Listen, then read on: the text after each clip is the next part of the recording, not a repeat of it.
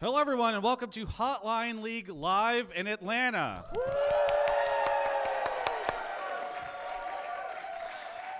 Thank you so much to everyone who's shown up. As always, Mark is on his phone at the start of the show, just completely disrespecting everybody's time that's made it out here. But either way, great to have everybody here and great to be in Atlanta. Mark, how have you enjoyed Atlanta so far? Haven't done much as usual. Ashley went home, so all of my touristing has stopped, and I can go back to my natural state of degenning in the hotel room until someone needs me for something. Fantastic. I'm glad to hear you are taking advantage of your circumstances. I do want to give a big shout out to Grubhub and Chipotle for making the show happen.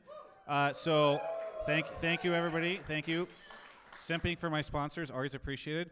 So a couple different notes, especially for people who are on Twitch chat, but if people in person want to open up Twitch, I guess they can do that. We have a code which you can get in the chat by doing !Grubhub. There's also Chipotle is going to be giving out 3 codes, including one that I think is going to drop now, each of which is good for 1,000 free entrees. So it's the first 1,000 people to redeem that. And the first one just dropped in the chat right now, but we're going to be giving away 2 more throughout the show. We'll talk more about both of our sponsors later on. But, Mark, we are now officially at semifinals. We've done it. Yes. North America, you and me, we've done it. We're here. We are still representing North America at Worlds. Also, no EU teams now. We've done it. That's why we got Sjokz here to bring the year up. Yeah. Sjokz unhappy with that joke. Okay. So that's how about you? How are you doing? You haven't talked about your time in Oh, Atlanta. How for you the been enjoying first- Hotlanta? For the first time ATL. ever. No, I think it's been really good. We've had so many. First off, there was a lot of people who signed up. This thing sold out way faster. I know there's some empty seats, so some people probably still showing up from the LCS tailgate. Just want to say our thing was announced, World's tailgate, whatever. Our show was announced before theirs, so did you guys go to it at all? Yeah. How was it? Okay. Mixed reactions from the crowd. I guess that makes me feel better in a way. Yeah. Just spiteful. All we need to do is beat what supposedly was a pretty mid experience from what everybody's saying. It's a tough hurdle to clear for us. Yes. But I hope you guys had a good time there. For me, no, it's been good. We had a bunch of people sign up for this, and then a lot of people waitlist as well. So that has been really nice. And then, yeah, I had barbecue the other day. You had a TGI dinner? Yes. We didn't break 1,000 on the TGI dinner. Not as good as Chipotle, unfortunately. No, it was not. But have sampled some of the local cuisine. No, it's been good. I think what it is everybody, like, even we tried to get Sjokz out for dinner the other night, and she's just like, I'm out of steam. I think everybody that was in New York has just been running out of steam. You went all the way back to LA, though, so you... Yeah, I dipped out. On Saturday for quarters because they weren't going to be good anyways, right? quarters are never good, right? And then they were some of the best. And you went to the first day, right? I went to the first day, which was the worst. Yes. It was JDG. I don't actually think I ended up going. It was the rogue game. The rogue game yeah, was the JDG first one. Rogue. Yeah. Actually, I think I gave those away. I didn't even go to that. Now that I think about it, I just went home. Okay, great. Well, yeah, you didn't. No, don't worry. Nothing interesting happened. Definitely not. Nope. Yes. No, but you watched Quarters from Home. What did you think of it? I agree with what everyone said. It's some of the best quarters we even ever had. Even the RNG T1 3-0 was better than a lot of 3-0s that tend to happen in quarters where some stronger team just demolishes the weaker team. RNG was very close to winning some of those games, and that was pretty cool. Yeah. No, it was good. And now we're excited for semifinals starting tomorrow. Are you excited for this? I'm very excited. I think both have very cool storylines. Yeah. Obviously, T1 versus JDG, last LPL team alive. I think the orgs, we'll talk about this a lot in the analyst desk. Oops, shouldn't have said that. Mark, do you think you will be able to make it to either of the games? I think I'll be there this weekend. Okay. What will you be doing? I don't know yet. Okay. We'll see. Might be in the crowd, might be somewhere else. Oh, Sjokz knows what he's doing. Interesting. You've snuck your way on. Yeah. But anyway, sorry, you were saying on the analysis. Anyways, I just think that there's a lot of cool stuff with T1 and JDG are kind of opposites in terms of community perception of them within their own regions. Where everyone loves T1, it's the most popular org in the world, and JDG is kind of people don't really love them. It seems like from what I understand in the Chinese community. So it's cool to see them squaring off. Obviously, Gen G versus DRX. I just want to see Zeka versus Chovy. I actually think it's the most. Everyone's excited about Zeus versus 369, and I get it, but actually Chovy versus Zeka is the one I'm most excited about. Nice. Well, we'll talk more about that in a second with Emily and Sjokz, who are our guests. I see somebody in the chat says, "Why are Emily and Sjokz in the title?" They're going to be on the show. That's how It's this called works. it's called clickbait, idiot. We Yes. got you. Yeah. You know, idiot is a strong term for somebody who's in our Twitch chat. But either way, they'll be joining us very shortly. But for those who don't know how the show works, I already told a bunch of people how the show works. But let's pretend these people didn't already hear. Mark will be going out into the audience and choosing people to come on the show based off of their take. What kind of takes are we looking for tonight, Mark? This is a tough one. It's funny how, like, as Worlds goes on longer, it's actually harder to talk about things. Yeah, you start to eliminate storylines. Yeah, so there's less storylines, there's less matchups to get into. We can talk about some of the stuff about quarters. We can talk about some of the stuff in semis. I put out another blame game about how NA-EU problems, so we're always open to talk about those, especially when Sjokz on.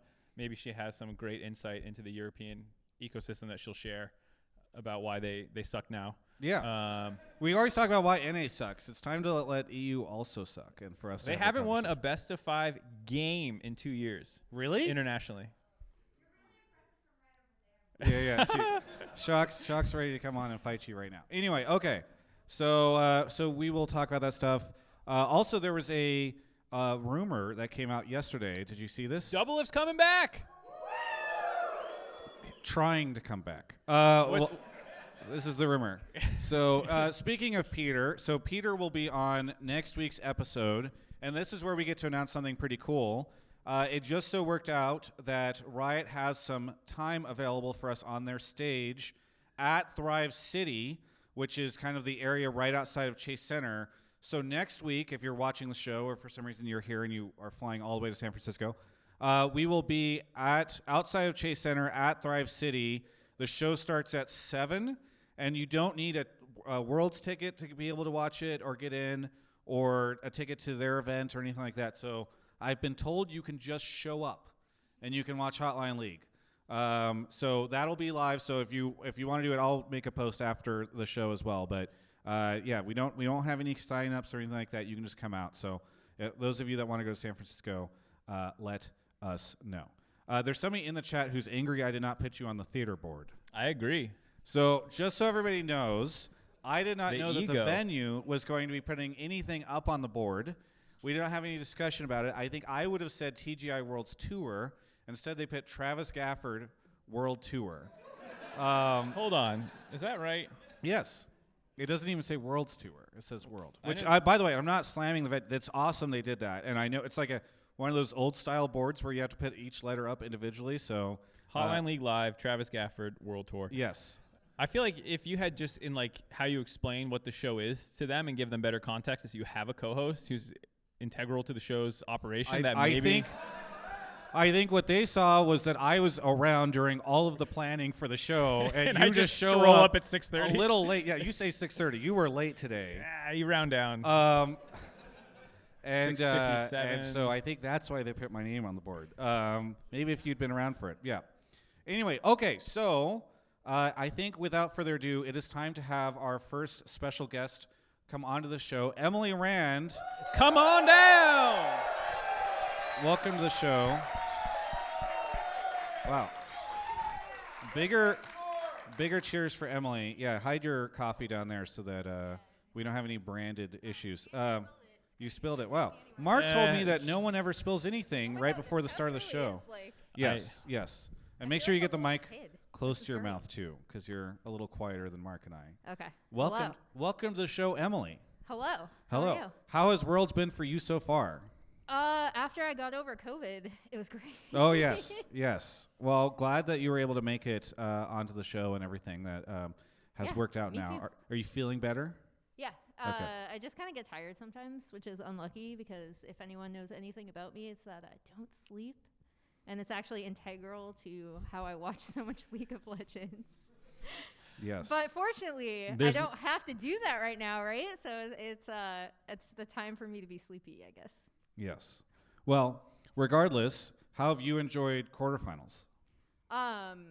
In terms of the quarterfinals themselves, and also just in terms of I think I tweeted about this, but I get really homesick around this time because it's the time where seasons start to change, and I'm from Boston. And I know people from Boston are supposed to hate New York, but I am not one of those people.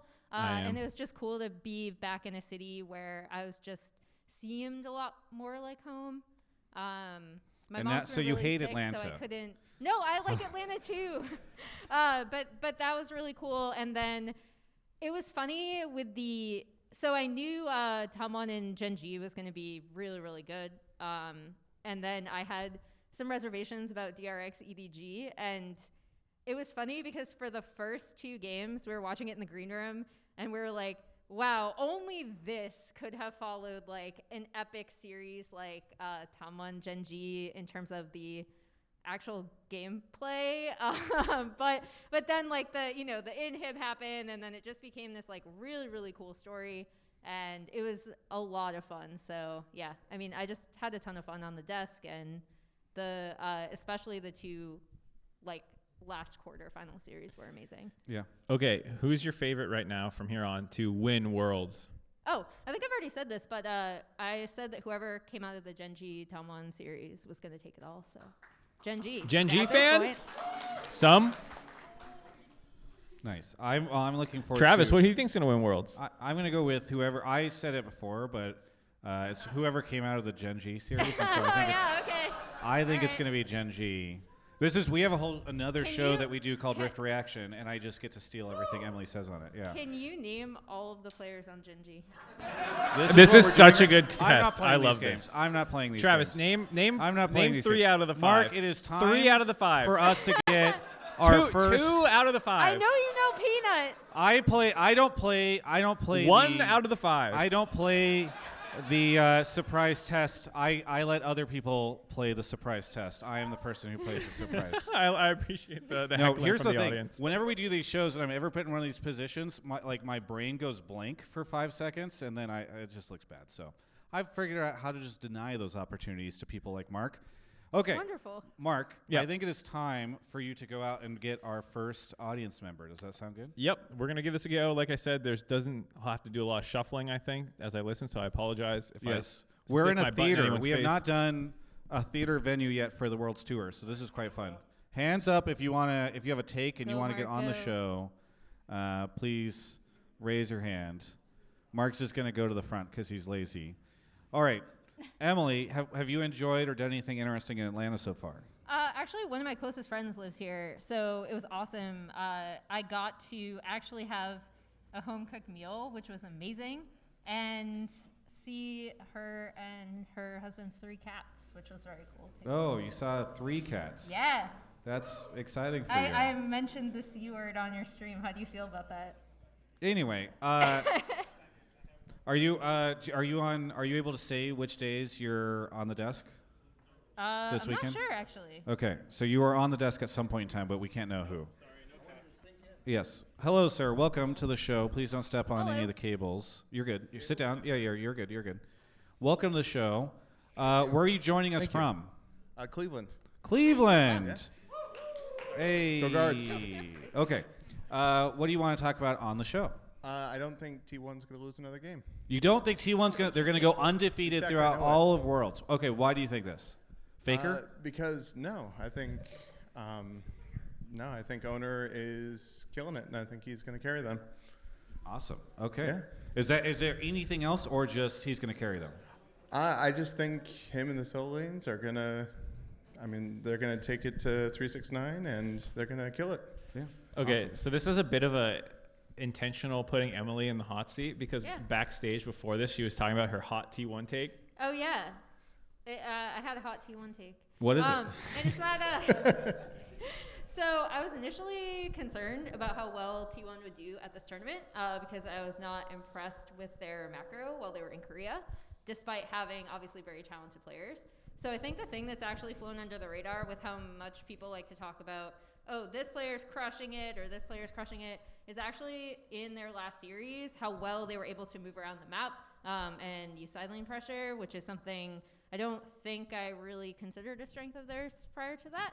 I disagree that they won't drop another game because I think regardless of whether you think they're going to sweep JDG or not, I do think that going up against Gen G is going to be a very tough task for them, and I think that probably will not end in a 3-0. But I do agree with the take that T1 has significantly improved. And additionally, I think it's really cool because this T1 team last year, obviously Zeus wasn't on the team, but I really enjoyed watching them improve through Worlds last year as well, especially with Owner stepping onto the stage and performing really well. I've always kind of been rooting for him because I think he got a lot of criticism at times, and he's improved a lot. So I'm surprised at the Owner love, to be honest. Especially going up against Konavi. I think after Canyon got knocked out, Konavi's this best jungler left in the tournament. He was probably number 2. Owner, Peanut, and oh my God, Pioshik, to me are all like a little hit or miss at different points depending on how the game's going. They more play for lanes than themselves. They have different champions that they have special interest in. Obviously Pioshik's gonna play Kindred, and the other two probably not so much. But I feel like Konavi's the one who's actually gonna try and 1v9 the game, actually pick really hard carries. He has weird stuff in his champ pool, and so I think this particular series might be the hardest for Owner to get through. And if T1 do win, I expect them to drop a game. I appreciate the optimism, but I would be concerned about just top lane is going to be the toughest match for Zeus. He's going to have the rest of the tournament, no matter who else. If they win, they meet in the finals and stuff like that. So I don't know. It's a pretty interesting matchup to that reason. I think the beauty of Owner's matchup is the fact that he has players like Zeus and Faker in the solo lanes, and I think he's going to help snowball them. And I think that's what I think they're going to jump him in the first game, and it's just going to be a snowball effect. Also, in the finals, I think it's unfortunate that you didn't give DRX any love, because I think that they're going to give Gen G a good run for the money. I think after the troll inhib, I think that's a good story. I think it's going to be all Korea in the finals. Wasn't DRX our hot take, our Chipotle hot take last week? He said that they were going to go all the way and win the tournament, or no, they said he was going to make it to the finals. I can't remember if it was finals or win the whole thing. I think it was finals, and then he gave him 50-50. Well, we also don't want to. There's only 2 matchups, so I don't want to dovetail too far into another matchup. Yes, but yes, there is some support for DRX. Yes, that narrative would be sick. I mean, Deft coming in the year that everyone thinks he's going to retire afterwards and winning Worlds, that'd be so cool. How can you not love that? There was a discussion, speaking of T1, there was a discussion on Reddit about if Faker should get a legendary skin. Oh, I saw that. Yeah. Do you guys think Faker should get a legendary skin if he wins? Yeah. Great. Well, we will make that happen. How much is a usual world skin? I've never bought one. Yeah, I haven't either. 1,300? 15? What? 13. 1,300? 1,300 RP, right? Yeah. No, but I think that would, and I think they could justify it, right? Also, it would be interesting because they rev share all the skins, and so Faker would just get additional money theoretically. Because I'm sure Faker's on board with this. Yeah. I mean, I feel like it's who could complain about that, right? So I think you go Yone, Unkillable, Demon King style, or you have to pick something that looks really cool like that. That looks cool, Yeah. Very good. Ari? Ari, from the chat. If we're going off what he plays, Faker, it's Ari. Kali if it's this year. Akali? Yeah. Maybe. Yeah, because it has to be something that was played in the finals, right? You should just make Faker a champion. Just yeah. Honestly, put Faker in the game. Unveiled, yes. He just gets his at own. this point, not a bad idea. Yeah. Nice. All right. Thank you so much. Anything you want to shout out here at the end? My brother, he's a good guy. Natural Ninja. Hey. Natural Ninja. Shout He's out. a mod on your show, and he does great work. Thank you so much. Thank you. Yes. All right. So time for our next guest to make it down. Raise your hand if you would like to make it onto the show. Mark's going to have to get his, it's a giant sort of stadium seating theater. So Mark's going to get a bunch of stairs climbing in this way. And actually he's only going to the second row. So I guess he's just going to be extra lazy about it. Okay. Anyway, Emily Rand. Yo. We just have to fill right now. What's the vibe on the analyst desk been lately? What's the vibe like on the analyst desk for you at Worlds? It's super cool. Yeah. I get to work with so many amazing people, and You're a little quiet. If you can get the microphone a little closer. sorry. No, you're good. Yeah, no, I mean, I really enjoy it. I am floored and honored that I'm still here, and the people I get to work with are just so amazing. So Yeah. it's really great. Woo. Thank you. Shout out to Emily Rand. Emily's been getting so much attention at Worlds, and I've just seen her ego inflating. She just walks around, tells other people they need to get out of her way. It's been wild. Okay, Mark, did you find somebody? Nobody followed you. Yeah, come on down. There we go. Sometimes they don't follow. Let's You have to like drag them down here. Okay, yeah, don't step on anything. Yeah, I'm not gonna. You're good. You're good. Yes. Welcome. Welcome. Hello. What is your name? My name's Jacob. I came over from Dallas. I'm excited to see y'all. Awesome. Thank you. Thank you. Dallas. Woo. Okay. What do you want to talk about on the show tonight? So my take is that of the 3 supposed teams that are in talks with Doublelift, according to LCS Wooloo on Twitter. Wait, which ones did he say? He said that it was EG, Cloud9, and Team Liquid. I think none of them should take him. Interesting. Okay. Did he tweeted this? Yes. Yeah, LCS Wooloo tweeted Okay, it. Yeah, okay, earlier yeah. today. Oh wait, Oh wait, you said LCS. Not LCS Wooloo, not the LEC Wooloo. Okay. Yes. We should give credit. Yeah. LAC Wooloo was the one that said He said, he's gonna yeah. come back. LCS Wooloo said those teams. Yeah. I will say respectfully to LCS Wooloo that my sources have implied that it's not those teams, Okay. or at least not all of those teams. Anyway, no offense, LCS Wooloo, maybe just different sources. Which ones did your sources say? What? My Yeah. sources? Travis. It's vague. It's clear. Stay tuned. Okay. What color are But the of logos? those 3 teams, I don't think any of them should take him. Oh, okay. Why not? So going through them, I think that both EG and Cloud9 have very powerful AD carries that have room to grow. And this is all assuming that because massive roster changes can happen. You can bring the mic up. Sorry, massive roster changes can happen, but assuming that Cloud9 could keep Berserker and Danny stays with EG, I think both Berserker, he may have fumbled a bit here in Worlds, but he's shown a lot of mechanical prowess, and I think he could really be a powerful player going forwards for the Cloud9 organization as like a keystone player. And I have a similar thoughts about Danny. He's an NA resident, he's a rookie, he has a lot of hype behind him, he's a very powerful team fight player, and I think committing to him, if they are not exploding the roster, would be a smart move if they could.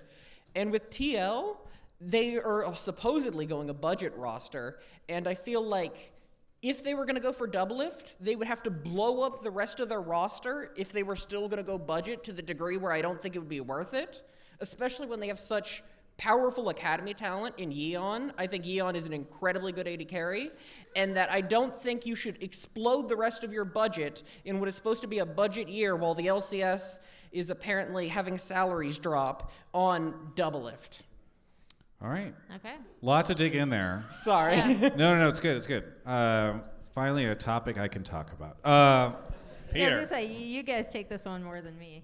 No, we're gonna go What do do you I've some been fun. in my world bubble. You're an LCS analyst. What do you- Mark and I will start. Yeah, we'll ask you for your power rankings after this. Okay. No. So Emily Rand is very afraid of power rankings, just so everybody knows. I will walk off the stage. Yes. Okay, so one, how would you feel about EG if Danny does not come back in like a starting role next year? Because like it's unclear at this time if that's going to happen. Yeah, I don't know, and it does seem like super iffy and everything. I don't know. I think it could make sense, but EG's roster, from what it seems, is already like they spent a decent bit of money for this upcoming year, and I don't think it would make budget sense if they were keeping everyone else. Like, there has to be massive amounts of potential money they could be throwing away if they were going to sell off Jojo Pion or Impact right now. Sure. I don't know. It doesn't seem like in a year where everyone's trying to squeeze their budgets that it would be worth it, because they have a lot of hype in there. Like, Jojo Pion has already been a very successful player from a brand perspective. His Twitter account is immensely popular. Well, sorry, why do you think it's either Doublelift or JoJo? I don't think it's either Doublelift or JoJo, but what I think is these teams want to have keystone players that fans can connect with, and I feel like that has a financial value of having players that people actually care about. And I think JoJo is one of those players that people, because he has sassy tweets and he's a new and up-and-comer powerful thing, where I don't think the extra cost that's added to people's salaries from that is justified for Okay. hiring someone Gotcha. like Doublelift, who has a Well, massive Gotcha. personality. What if they just fired their entire or let their entire coaching staff go? And all that money just goes to Doublelift. Yeah, He what's can the be the deal coach with that? too if you need to justify the cost. He's coach Doublelift, player coach.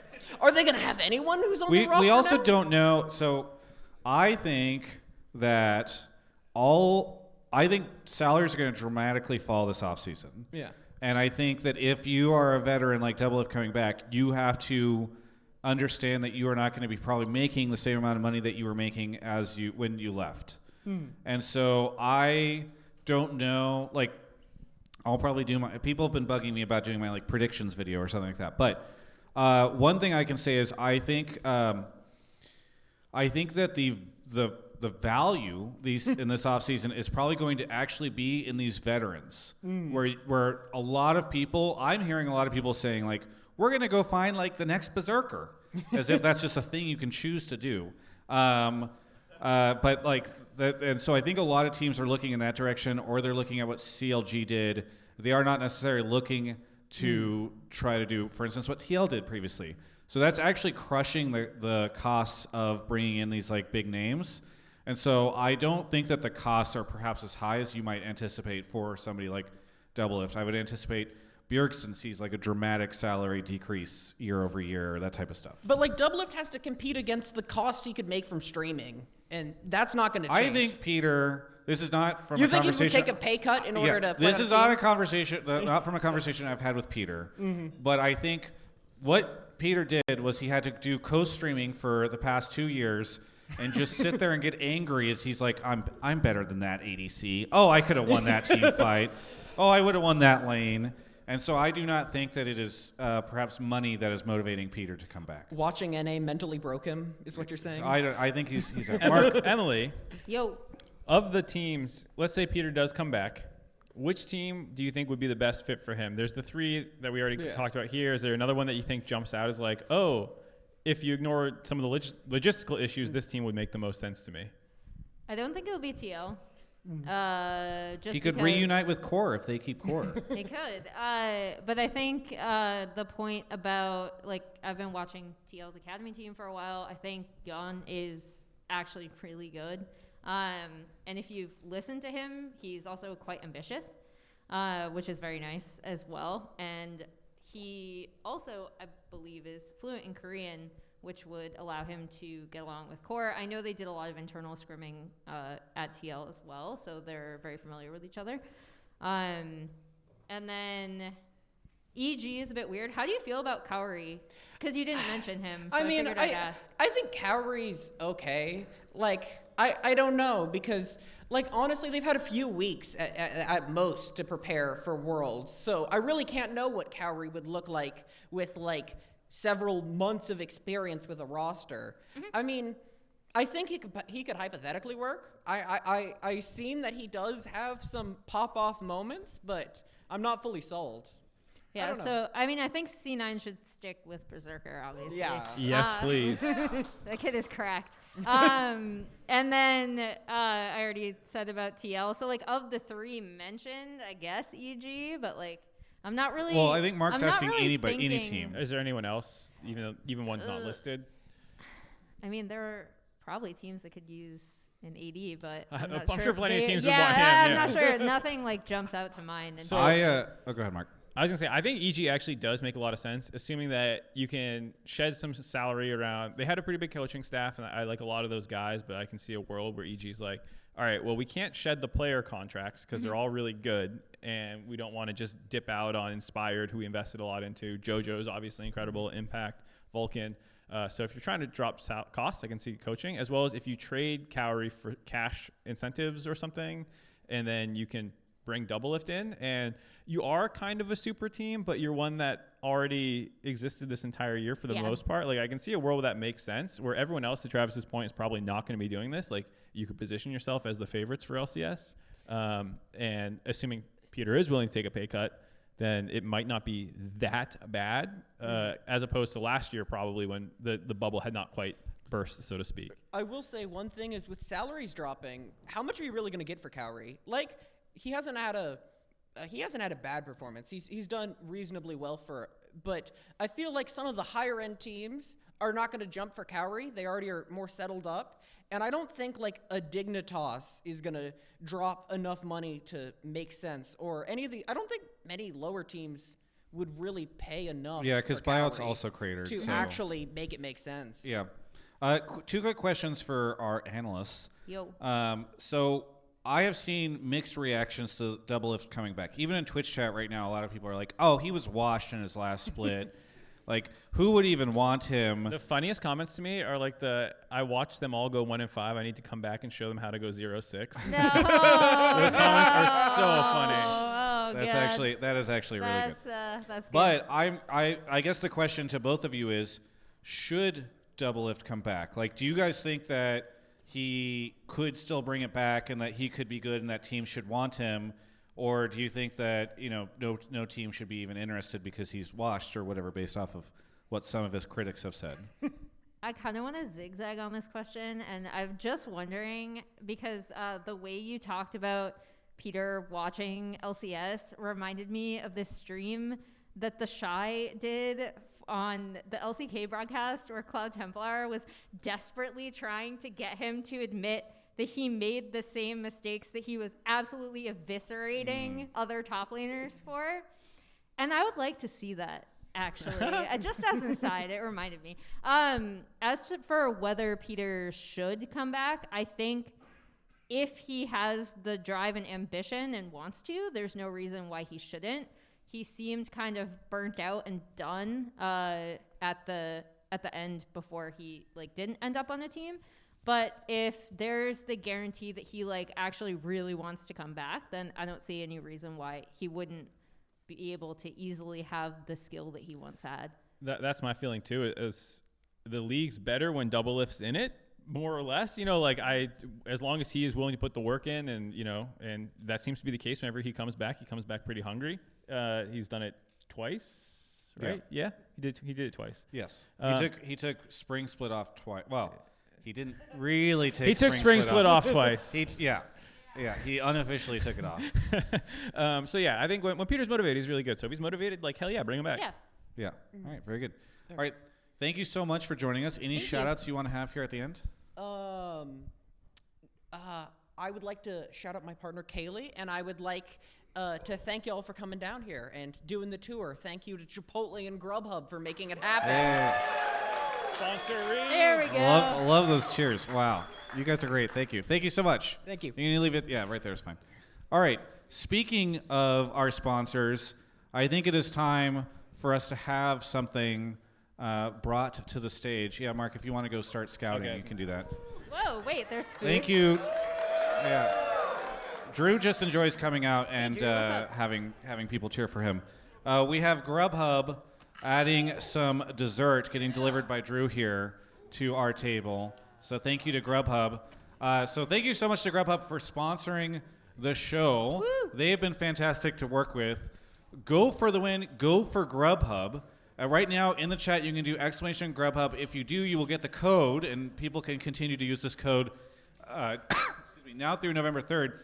TG Atlanta. TG Atlanta to get $5 off your Grubhub order of $10 or more. We all love Grubhub. With Grubhub, by the way, with their guarantee, the Grubhub guarantee, your food delivery just got better. You can get your food delivered on time at the lowest prices, guaranteed, or they'll make it right. Thank you so much to Grubhub for being a sponsor of our World's Tour. It's been fantastic to be able to make it out to all these events, and we wouldn't be able to do it if it wasn't for them coming in to sponsor the show. So they've been a fantastic partner. Really appreciate it. Having them on. Also, should we just, Mark, do you think we should just pull Sjokz up early and then she can just hang out?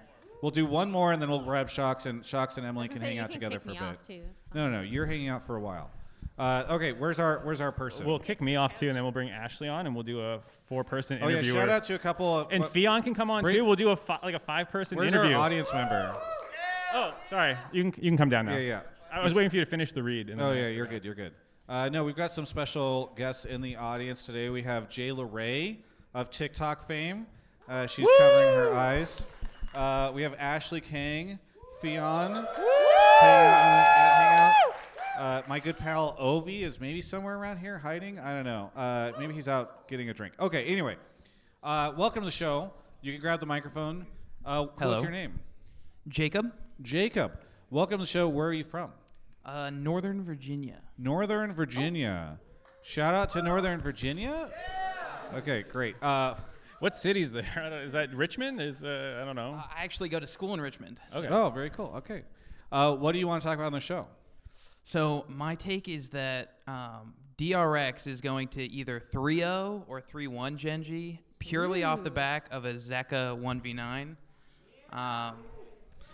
And if you're not rooting for Deft, you don't have a soul. Oh. Emily Rand, you said it was going to be Genji. Does that mean you're not rooting for Dreft? No, I already said I was rooting for Okay, Deft. very Did you good. not hear the you have a part where I soul. was like, how cool would it be? I know, Deft but to you, win? as much as you're The rooting man for him, has 2 LCK titles, You're- 2 LPL titles, an MSI title. The only thing he doesn't have is a Worlds title. you are rooting for him. You just don't believe in him. I've seen DRX match up against Genji a lot this year. They actually, I don't know how much you want me to save for the desk. Actually, I'm going to shut up because I have a lot No, of you things shouldn't about save this anything matchup. for the desk. That desk. This is bring all your It's material. really out cool. here. I think you can see the bones of DRX's improvement in one of their games against Genji specifically. The closest one. It was the Shyvana Seraphine draft. Gotcha. Okay. So, sorry, we went off topic. Why do you believe so much in DRX? Well, first of all, this is if Pioshik and Kingen don't Giga Int, but assuming, I just think that they're gonna get Silas. I think there's too much to get rid of to not get rid of Silas, and I think Zeka is just the best Silas in the world. I think he's crazy on that champ, and he's going to destroy Chovy, no chance. And I think Has it's gonna anyone be a destroyed 3-0, just insta win. Fastest series of worlds. Fastest series at Worlds? Wait, Wow. didn't your take start with it'll This is either a be a take. 3-0 or 3-1? Yeah, but I changed my mind. Okay. This is what happens. The audience just like hypes You're like, people yeah, up, and then they get and then they're even gonna win the more- world, yeah, and they're never yeah. gonna drop another game. And Yes, exactly. All right. So the Chovy point, immediately I turned to Emily and I was like, has Chovy ever been destroyed? Like, he's lost series clearly, like Hanwha last year at Worlds, but I don't remember if he played bad. Yeah, don't I think can't. so. I can't. And I mean, I'm sure it's happened where he's had like a bad game, but even in his like rookie year when he was splitting time with Rather, I can't remember a time where he was like annihilated by an opposing mid. That could just be a bad memory on my part. I feel like Chovy can get outperformed over the course of a game, but it's Yeah. rarely like, oh, I got killed a bunch, or I fell super far behind in lane phase consistently, or anything like that. He is the god of laning. Okay, so let's set aside Chovy because that was clearly just to get the audience reaction. Okay. What do you think about the other stuff, Emily? So around where Zeka will be like the point, I guess, through which DRX will like do well and beat Genji. That was your thesis.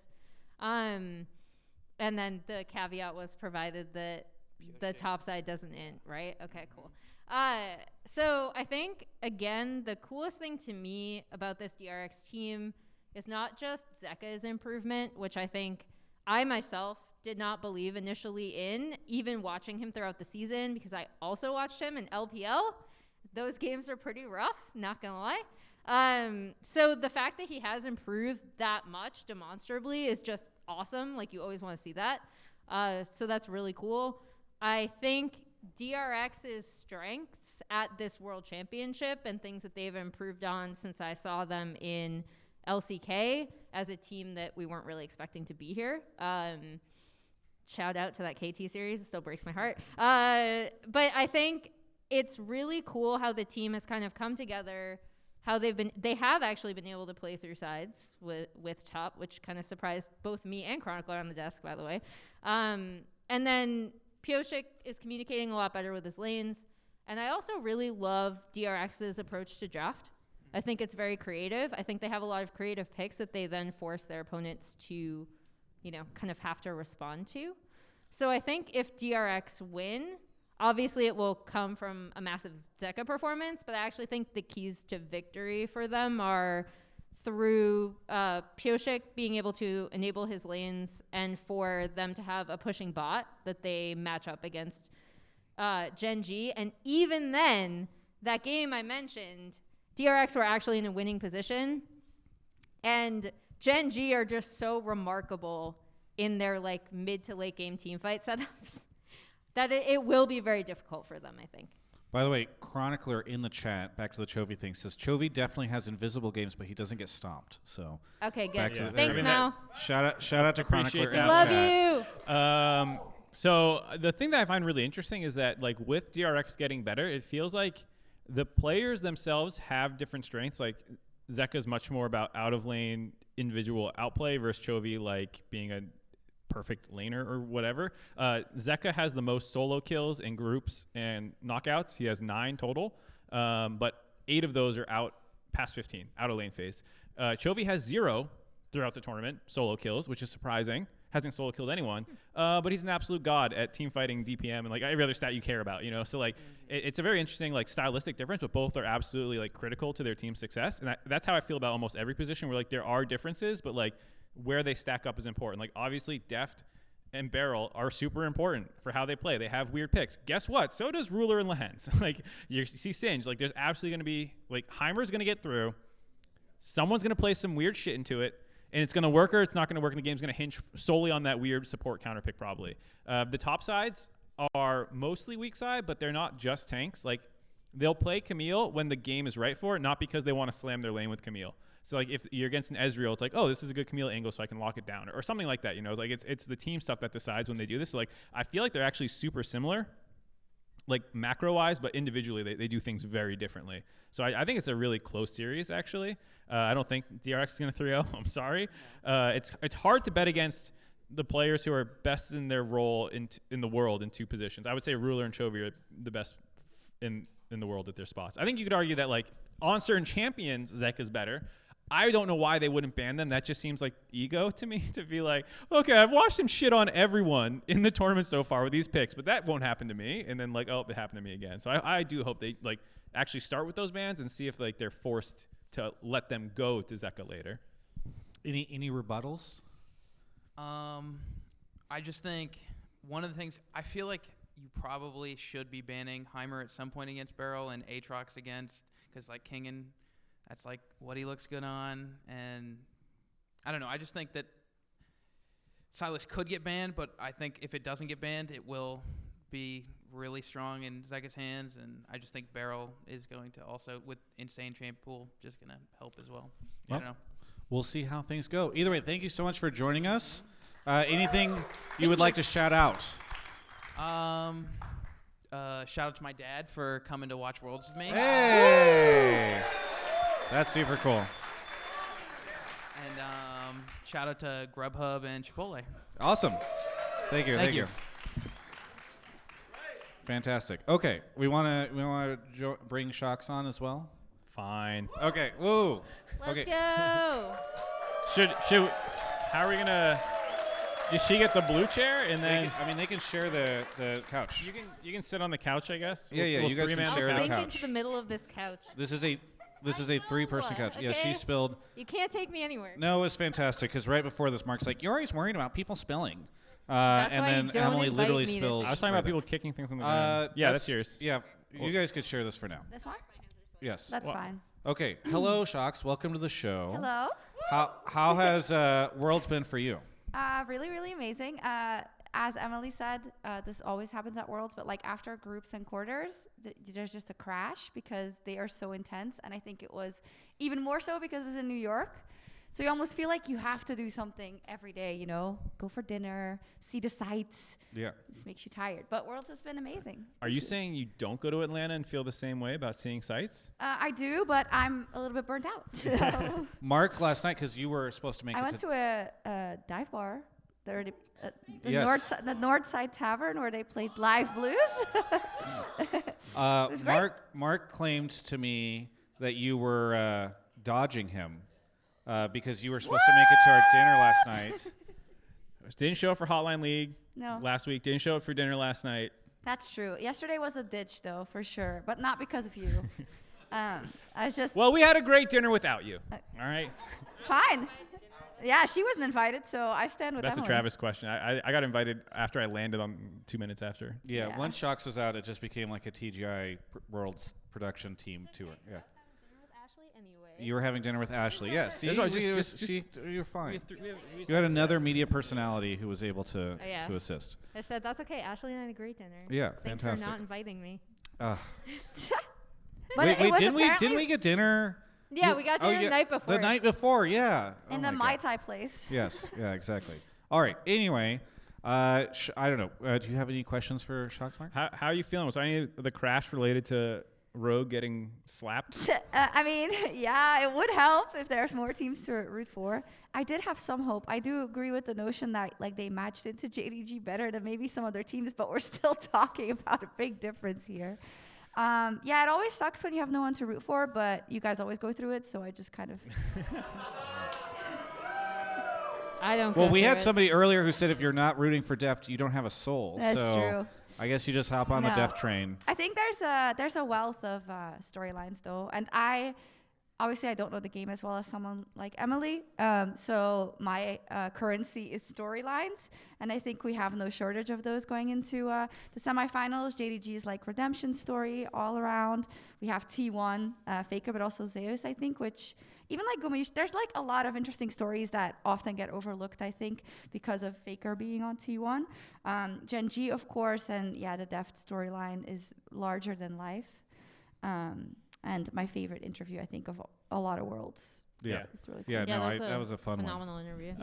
So who do you individually then root for? Because we all said who we think's gonna win or who we're rooting Oh, who do you root Travis for? copied people's answer as always. Not original thought in that head. I'm just a giant copy pasta as a person. I don't know. It's hard because I would say obviously for Deft, I think I do agree with the notion that you do not have a soul if you don't root for him because it's just so insane. But I don't know. I really like the fact that 369 came out and said, oh, I don't actually like playing that much, or I don't play that much. He's like LPL wonder, but then, well, a little more successful right now. So that's cool. But yeah, I think DRX for sure, but I don't have that faith that they're going to 3-0 or 3-1, but I do think they're going to make it harder than it was when they met in the LCK. And Worlds is all about how much you can improve, and we saw that time and time again. I mean, just look back at EDG winning last year, right? What not a lot of people would have said that, even up to the moment where they smashed the last Nexus. So it's all about how you can improve and how you can perform. Is that an EDG fan? All right. Actually, So- I will change my answer on who I'm rooting for Okay. because I just thought about this. JDG not accepted any of my interview requests. DRX not accepted my interview requests. Gen G accepted one of them because I got the Peanut interview. Let's go. T1, when they were in LA, invited me to the Red Bull studios to interview all of them. Woo! And so now I'm a T1 fan. I think that's what it is. It's directly correlated to how much access I get to the team.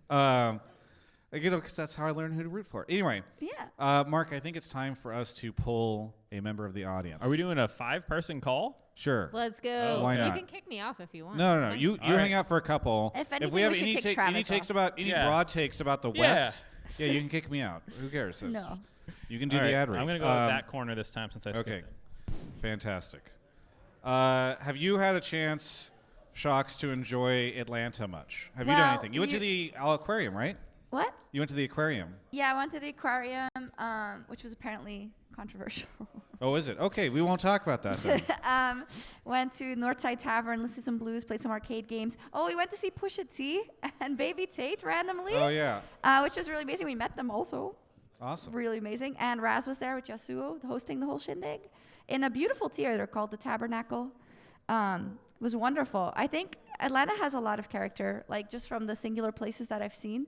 And I'd love to spend more time, but I think we're all a little bit more COVID scared than we were, even though we just came from New York. Yeah.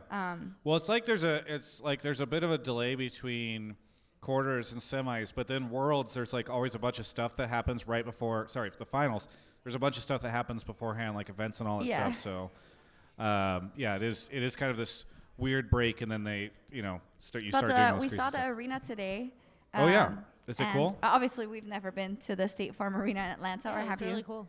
Nice. Yeah, it's really dope. It looks really gorgeous, and I think after New York, I think it was the same also from going to groups to quarters. Nothing really changed. So I think this is going to be an awesome reset. I mean, that was a smaller venue. It was nice, though. This is a much bigger venue. It's huge. So I'm excited to be in a bigger venue. Okay, we have somebody coming down right now, joining us.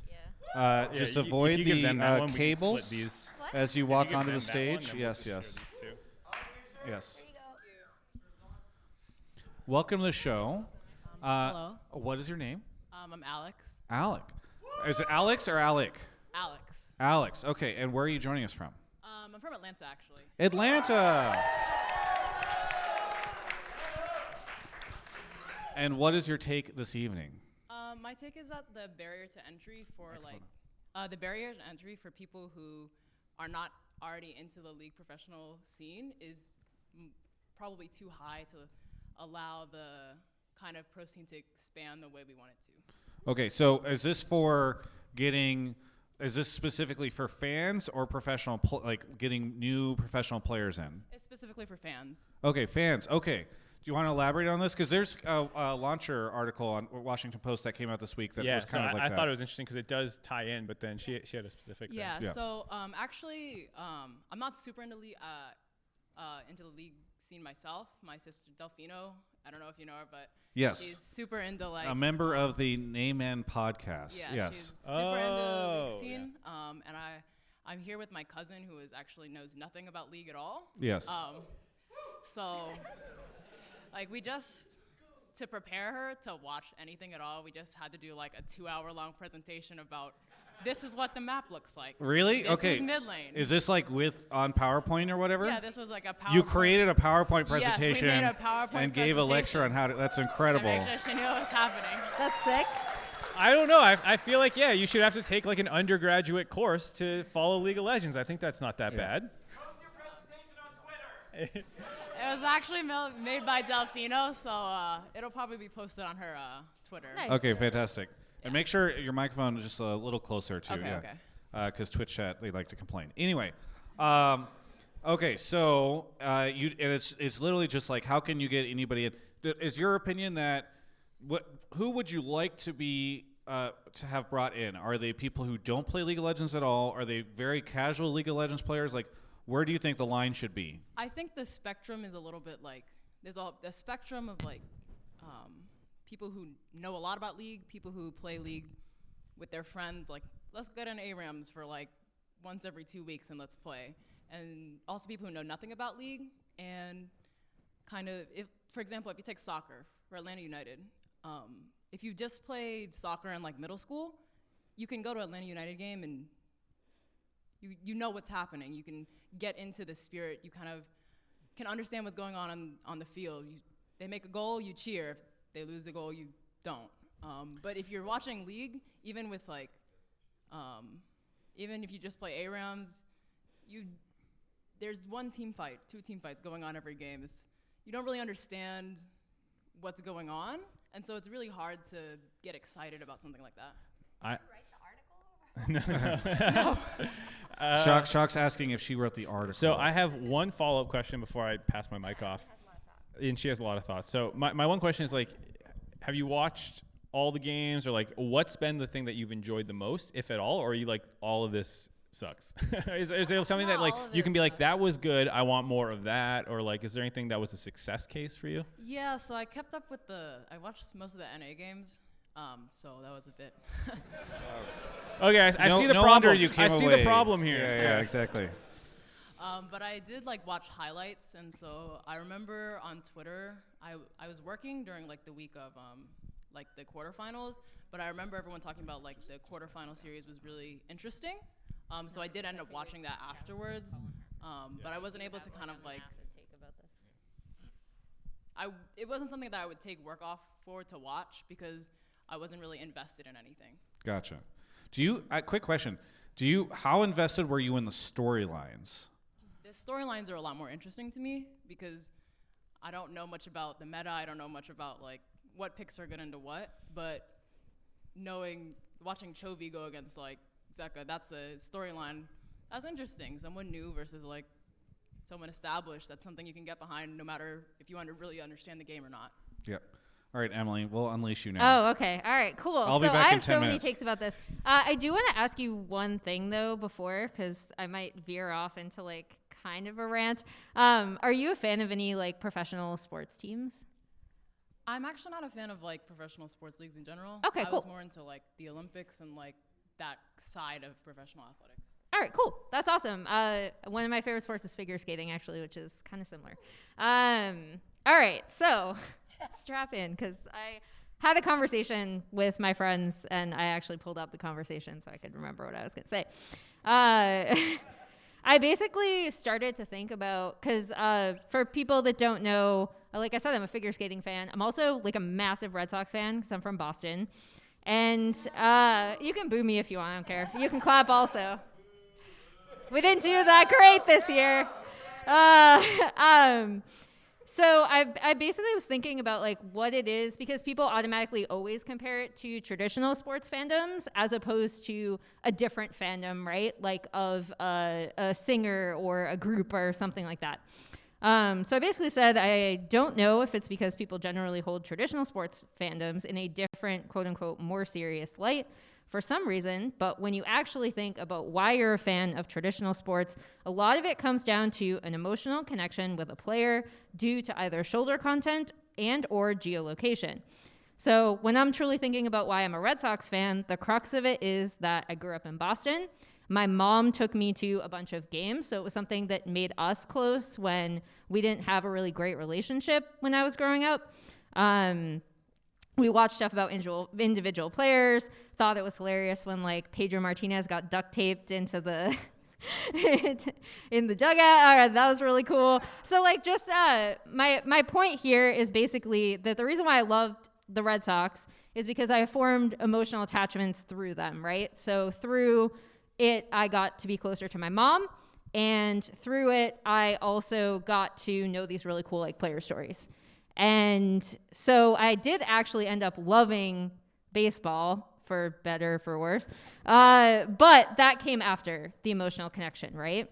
So I think when people are really critical of how we should get people into league, yes, I do think the barrier of entry to understanding the game on like a high level might be very high, right? But that's not why I think people end up watching things initially. And so the automatic response, I think, is always to be like, the game itself is super complicated. Should we make it more accessible? And yes, I think that's part of it.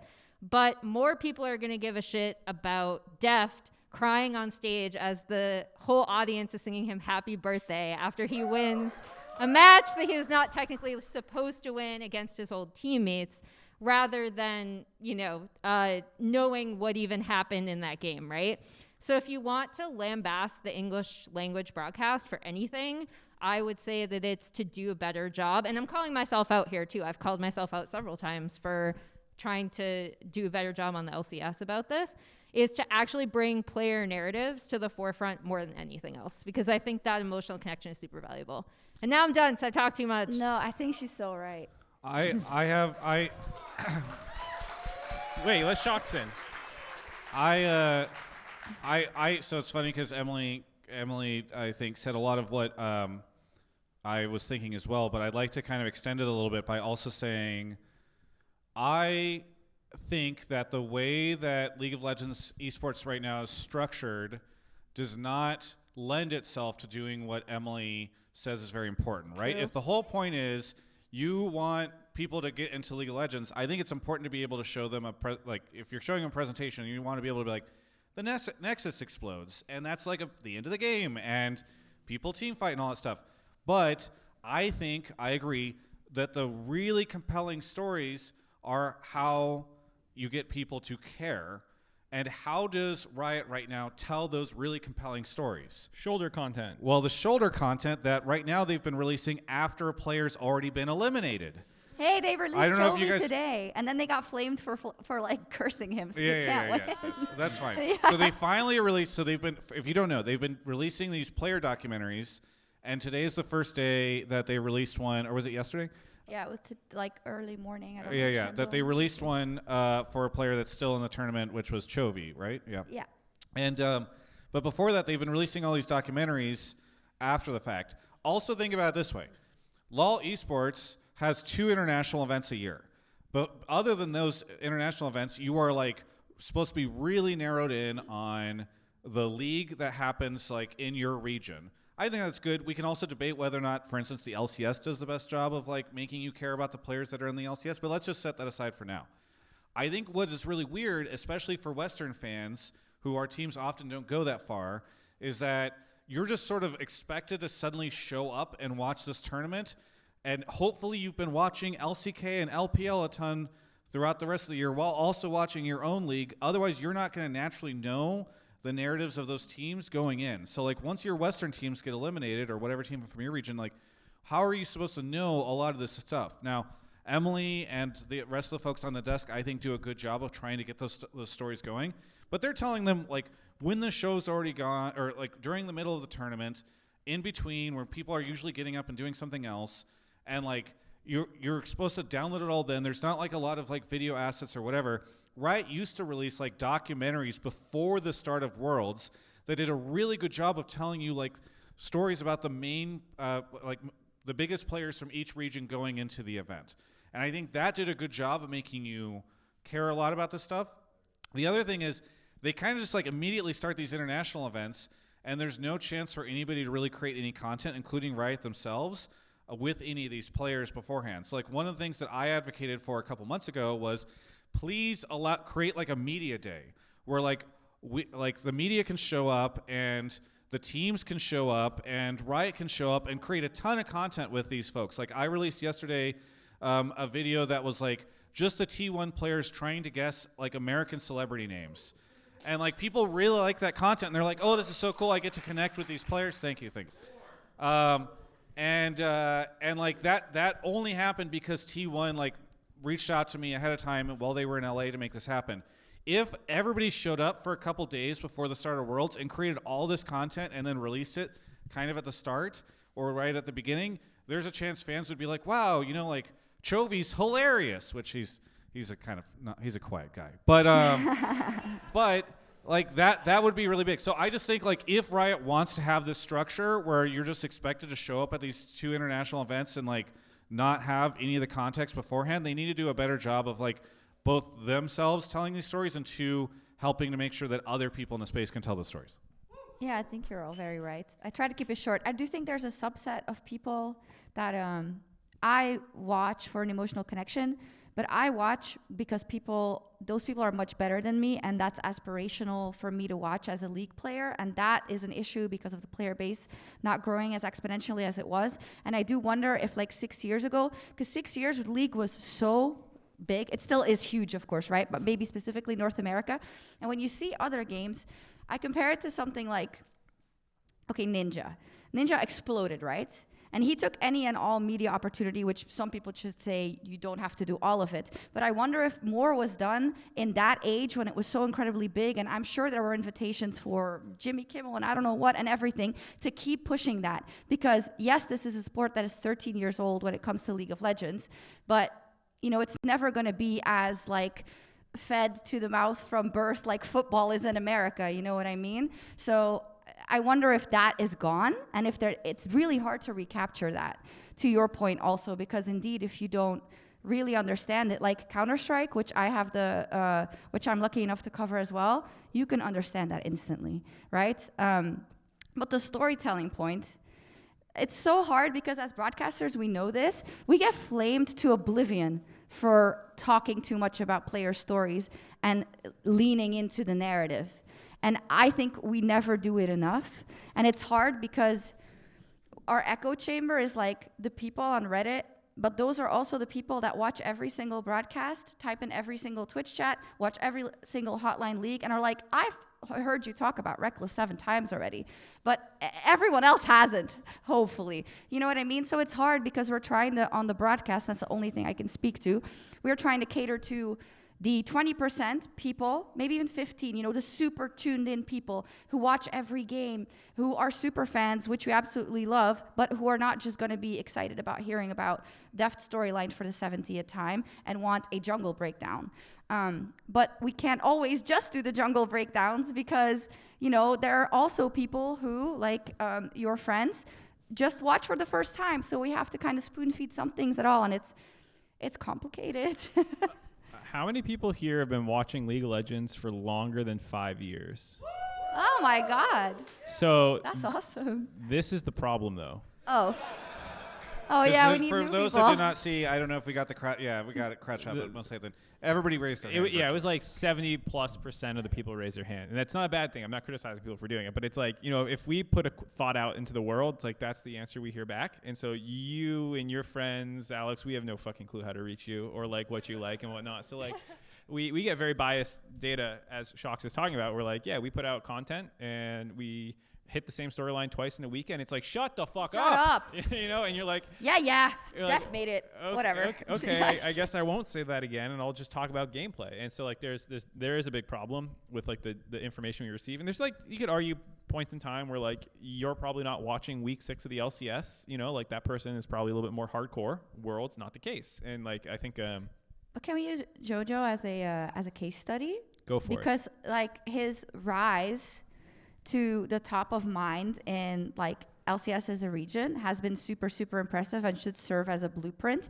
And I don't necessarily think it's because of that much that the broadcast did, right? Because he did a lot of it by himself. And I think this is something that we've tried to say for so long. PGL is something we do in Europe, which is the brainchild of me and Sam, a producer who still works on Worlds. But it's specifically to have a place for players to be their authentic selves and talk about the game and their atmosphere and things outside of the game if they want, which has also happened, being, their struggles, etc. And, I feel like we should be able to tap into that more and more and more, specifically on the LCS. But also the stories that Emily so gracefully also shares with us and people like Linda do on Twitter when it comes out of the LPL and the LCK, because it almost seems like they're just like an entity over there. And we treat those players as just those players, the LPL and LCK players, like they don't have their own like drive and emotions and stories. But we just don't know them. And to your point, that's where those pieces were very, very helpful from Riot in the past as well, I think, because that's what you want, right? To go back to your point. So Raz is in the chat, and he is saying that we have completely failed to address your take in any way, shape, or form. So let us know how have we done? How have we done? Sorry, you go.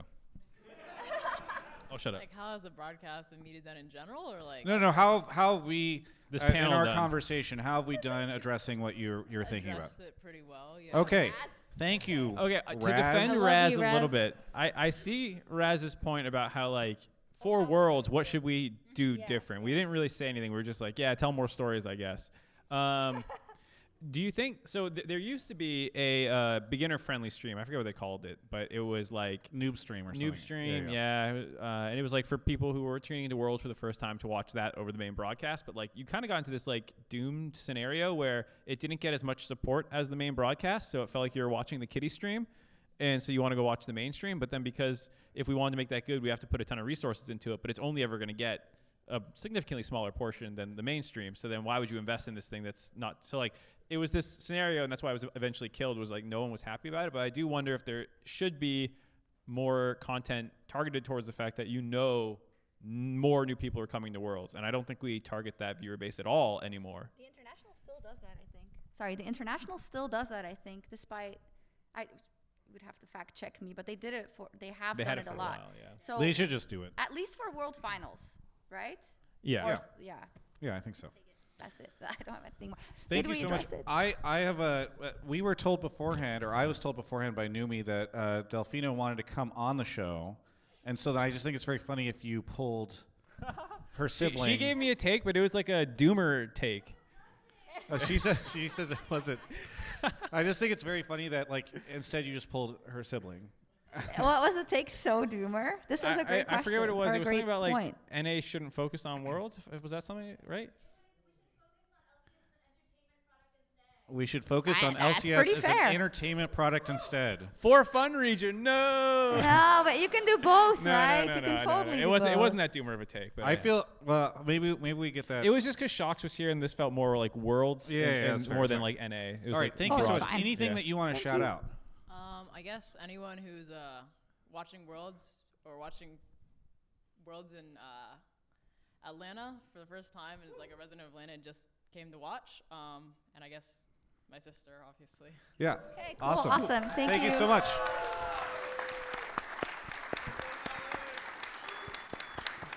Emily, you want to stick around for one more call? Yeah, sure. Or one more person? A caller? Yeah, I love more it's caller. so cute that you say caller. We still but they're call. I in mean, Mark and I person. make the same. We've done 250 of these episodes. You say call a million times. so everybody's Do a we caller. have any European takes as well? I would like to get one of those. You can keep your hands up if it's not a European take, but at some point I do want to get like a A European Sjokz- Just take? shake Sjokz- your hand a lot if you have a European. Speak with a European accent. Yeah. They're one country, right? Off Marcos. A European accent. Wow. Okay, I always need to fill. The country of Europe. But I have Sjokz here, and Sjokz, you host sometimes, so why don't you just fill with Emily right now? Oh, great. Yeah, I wonder who's going to be on the desk this weekend since, unfortunately, Azael's out. I wonder. Yeah, who could be on the desk this weekend? Emergency coming in. Oh, by the way, shout out to the LPL and LCK talent who Riot decides to send home very early. I wish they were here. Yeah. But I'm Same. happy that we have somebody else who can fill in on the I analysis. think actually the desk has been, I don't know why, but this World's desk has been a lot more like goofy sometimes. I think in the past there was often this idea of it's the World broadcast. It has to be like super, super serious. And I think this year has found an extremely good blend of being serious when it was needed, also hitting the narrative, hitting the analysis, and also just having cool, fun elements and going with the flow. It's because Worlds is taking place in the For Fun region, so we're Ah. having a lot of fun. Wow. No, I That's- think a that's how lot we of have to do it. credit goes to Dash and to Emily and like Chronicler, everyone that's been on the desk. Not me. What? I'm not a fun your drawings person. make everything better. Like the bingo wait, board. Oh yeah, the bingo board. I was like, Yeah. wait, you're spoiling something for No, tomorrow. I'm not. The bingo board. I have a cool art project. Yeah. Nice. It's really, the countdown tomorrow is going to be really, really fun. I'm excited. Mark Zimmerman was asking me earlier if I had a brand. Oh, Oh, no, I don't know what's no, going you on. got a I'm goofy- scared. This is your European a take. goofy I'm take. Watch scared. All right. Yes, people are already laughing, so this will be interesting. Oh my God, Oh, I'm scared. God. Yeah, what is Audience this has going to be? a big reaction to this. Okay, hello, welcome Good to the thing I'm wearing a show. mask. I can just hide my scowl. What is your name? Hi, my name is Rodrigo. Rodrigo, and Hello. where are you joining us from? Aruba. Oh, Whoa, fantastic! Wow. Are you Wow, out here shout just out. for Worlds, or? For Worlds and my friend that's here, that lives here. Awesome! That's super cool. Welcome. That's super cool.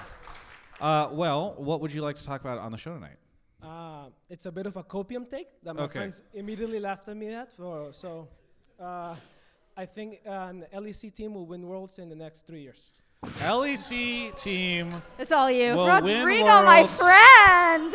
in the next bit of 3 copium is years. good. A little All bit of right, copium all is right. You know what? I think that deserves, if our production team is ready, the Chipotle hot take of the night. Let's go. Congratulations. This is the, as the host, as a North American, I can say that is the most hot take we will have on the show tonight. And so congratulations, you win a Chipotle entree. We'll get you hooked up afterwards, and hopefully you'll have enough time before Awesome. you head back to grab with that. But regardless, why do you think an EU team is going to win in the next 3 years? Well, you're already gotta keep a laughing. straight face. With the new announcement of the new LEC format, I think LEC has potential to improve in the next couple of years. Maybe not within the next 2 years, maybe 4 No maybe 5 announcements, years. just to be clear. Yes, no. I was going to. No, fantastic. Rumors. Sjokz, what did you think of the announcement of the new rumor. LEC format? Please let us know. I also have read everything on Reddit, and I will abstain from this question. No. because- We'll figure Oh, out. okay, in We'll the figure out a safe way. hypothetical. We will figure out a safe way to Yeah, for you to no, address this. I can talk We about can hypothetically. say hypothetically. Do you think format changes would be Well, enough? let's get back to. Let him finish. Yeah, let's. Oh, sorry, I cut you off. So, why do you think the new format is gonna change everything? I think it's going to expose to the LEC teams more to best of fives. That's especially has been a weakness. You can see it in the Rogue JDG team. Yes. Even though I'm a Rogue fan, I was very disappointed watching every single one of those matches. Rogue trying to do the same strategy over and over again. So I think with best of fives, EU teams will be have to adapt more and have like 3 or 4 strategies in their back pocket so they can adapt to LPL and LCK styles. Do you think it was a failure of an experience for best of fives that stopped G2 and Fnatic from making it out of the best of 1 stage? It's a joke. Okay. All right. It's a trick question. Roasting me, man. All right. So this is going to help. Well, while Sjokz contemplates how she's going to figure out how to address I'd this. also like to know if you're from Aruba, why is it the LEC that takes your fancy? Is that a good time zone for you to watch, or you live somewhere else? No, I live in Aruba. So Okay. the time, it's a little bit difficult, but I work early in the morning, so I usually put LEC in the background. So I always listen to it, keep up with it. Rogue is my favorite team, and the other 2 are Misfits and Excel. You are a unicorn. Do you know that? Because Rogue, Excel, and Misfits, all the way from Aruba. That's amazing. Yeah, that's really cool. I love that. All right. So while Sjokz contemplates how to answer this, Emily, Not contemplating. Yo. there's this rumored LEC format change, which you are aware of, and I think we talked about it even on Rift. I've already commented on it. What do you think of that format? Oh, I was going to say my take has kind of nothing to do with whether the format would be good or not. It was just going to kind of review. Sorry, it's terrible. It was gonna review when we did have like really strong European teams, right? Making it to Worlds Finals. Specifically, I think 2019 G2 was like overall the best team that year. And I think the big thing about that team was really cool is that you could see them being kind of trendsetters in not just the LEC meta, but the global meta, especially post MSI. And one really interesting thing to me that essentially has to happen and has been true of, in particular, the past few world championships is that whatever team wins Worlds kind of either is able to dictate the meta from the get-go in the World Championship, and it's very suitable for them. Or like EDG, I don't think they came into last year's Worlds, for example, with the idea that they were going to play the way they did. However, they were naturally very well suited to having their players end up playing that style, as much as I would much prefer to see Mako on engaged supports. But I think it's not that he can't play Enchanters, by the way. It's just that he has the best initiation sense on his team. So I think the big thing for like a European team coming to win a Worlds title is that what they will have to do is essentially be the best team in that meta, and come out of a league where they're able to kind of practice that and have it, to your point, not just one strategy in their back pocket, but also to be able to have a definitive play style, right? So like having a specific draft you're good at is very different from having a really solid play style and idea of like how you want to play the game. And I think one thing that LPL has been really strong about is even when the other teams around whichever LPL team did end up winning Worlds in those years fell off, there was always one team that was like very good in that meta, right? And teams were very disparate in the manner in which they played the game from each other. And I actually think, shout out to LCK, I think this is a really good year for LCK to actually have a very large variety of play styles from the teams that they came to represent. So sorry, I'm like being super rambly today, but in order for a European team to win Worlds, I do think that's what has to happen, is that you need to have a lot of teams playing a variety of different play styles, and then whichever team rises to the top, like 2019 G2, which is a phenomenal team that I actually miss very much. Same. Yeah. I think you have to be that kind of team who does, fit the meta very, very well and is able to have a variety of different looks, like draft looks, but know exactly how you want to play the game. Boom. On top of that, I guess, I think hypothetically, if something was to change, I think everyone should want more games for every region and should want more variety in those games, and it definitely not be just best of ones or best of ones. On top of that, international competition, of course, more of that would be great, because I think you really see the lack of depth into the ability for our teams from LCS and LEC to develop because of the lack of depth within the leagues. Because look at LPL, right? Like your 9th team, you could probably learn a lot from if you scrim them and if you play them in a best of 3 and in a best of 5. The grueling, I mean, there is something to say for burnout and stuff, because I think this is a big discussion about like training so much versus not enough, but there is like a sweet spot, and it's hopefully not like running yourself into a wall. But like their formats into qualifying for Worlds or qualifying for the finals throughout the playoffs in LPL is nuts, right? How can you not come out of that as a vastly improved team if you end up at Worlds? But then again, they also can fall out in the best of one specifically. And I think the ability of LPL and LCK teams to look at the draft in a different way, as Emily says, and I think in terms of not, hey, top lane, we should get a winning matchup or a weak side neutralizing matchup, be willing to take a weak side matchup that they're still going to carry on later for some reason because they're just that good. Not trying to find one pick to beat the Heimer, but being confident in your own ability and in your team fighting team comp that you will pull off the engage and he'll just be dead. Like all these things, I also do feed into this idea that, you know, especially, I guess, LPL and LCK, but also their confidence in that they can take any play to you, even from a deficit, because of their ability to team fight so well. And those are all things that are hard to hone in on if you don't play as many games and if you don't play as many best of 5s.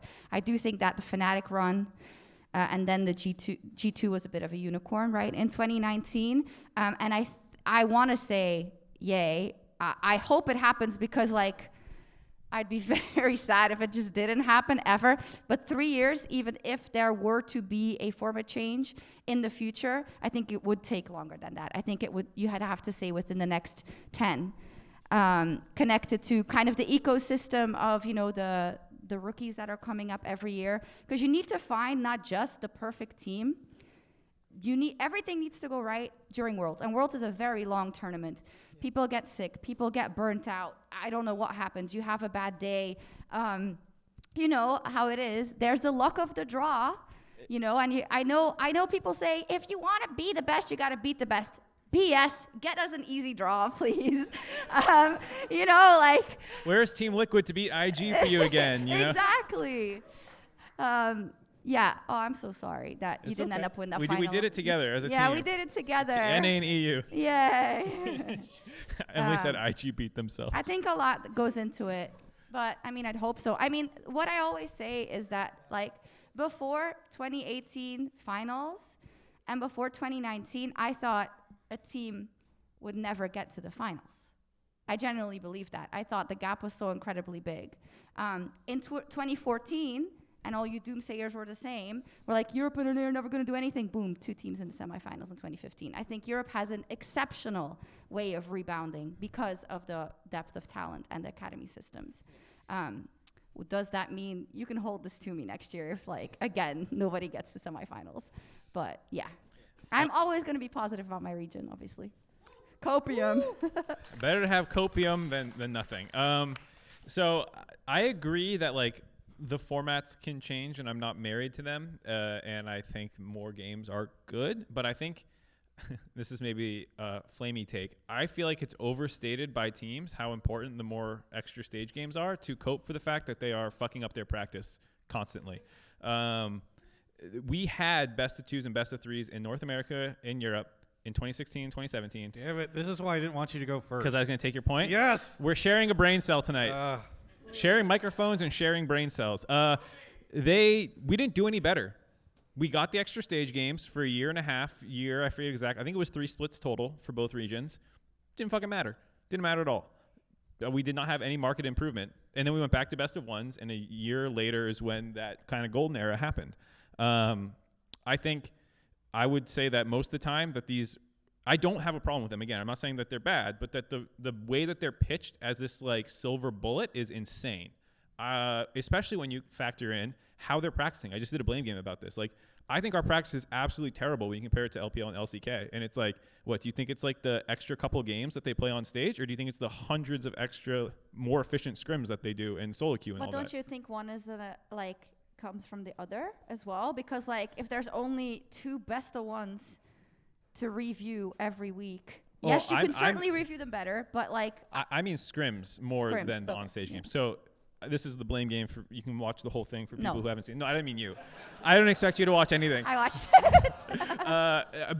But we do a single 5-hour scrim block, which was adopted because G2 did so well during that time period. As far as I'm aware, everyone just copied them without a single thought of if it was actually better. It might work well for G2 because they have grinders who can stay focused for 5 hours. Good for them. Not everyone can do that. And people just copied this scrim system. It's been terrible. We've trended down year after year. The gap has gotten worse over the last 2 years. And you can look at format, but we've always had best of ones. It wasn't always this bad. We had the extra games. It didn't make it better. What's changed? Why? Like that's the thing that is like, look at the variables, look at the constants, and try and like figure out what is leading to this. And I think going away from the double two, because what we used to do and what China and Korea still do is 2 3-hour scrim blocks with a gap in the middle. That gives you time to relax. There's a whole bunch of reasons I don't want to eat up this whole podcast talking about, but I think those are much more impactful, and the teams don't want to fix their problems. You can ask any insider, how'd scrims go this week? And you will just get horror stories constantly. And I'm like, hey, maybe that's a problem, guys. And they're like, no, I think it's the format.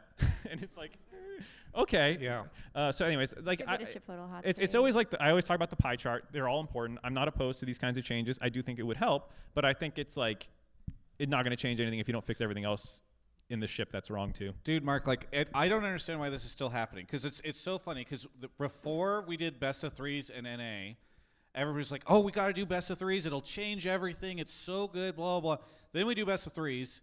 Like nothing goes better. Viewership just falls off a cliff.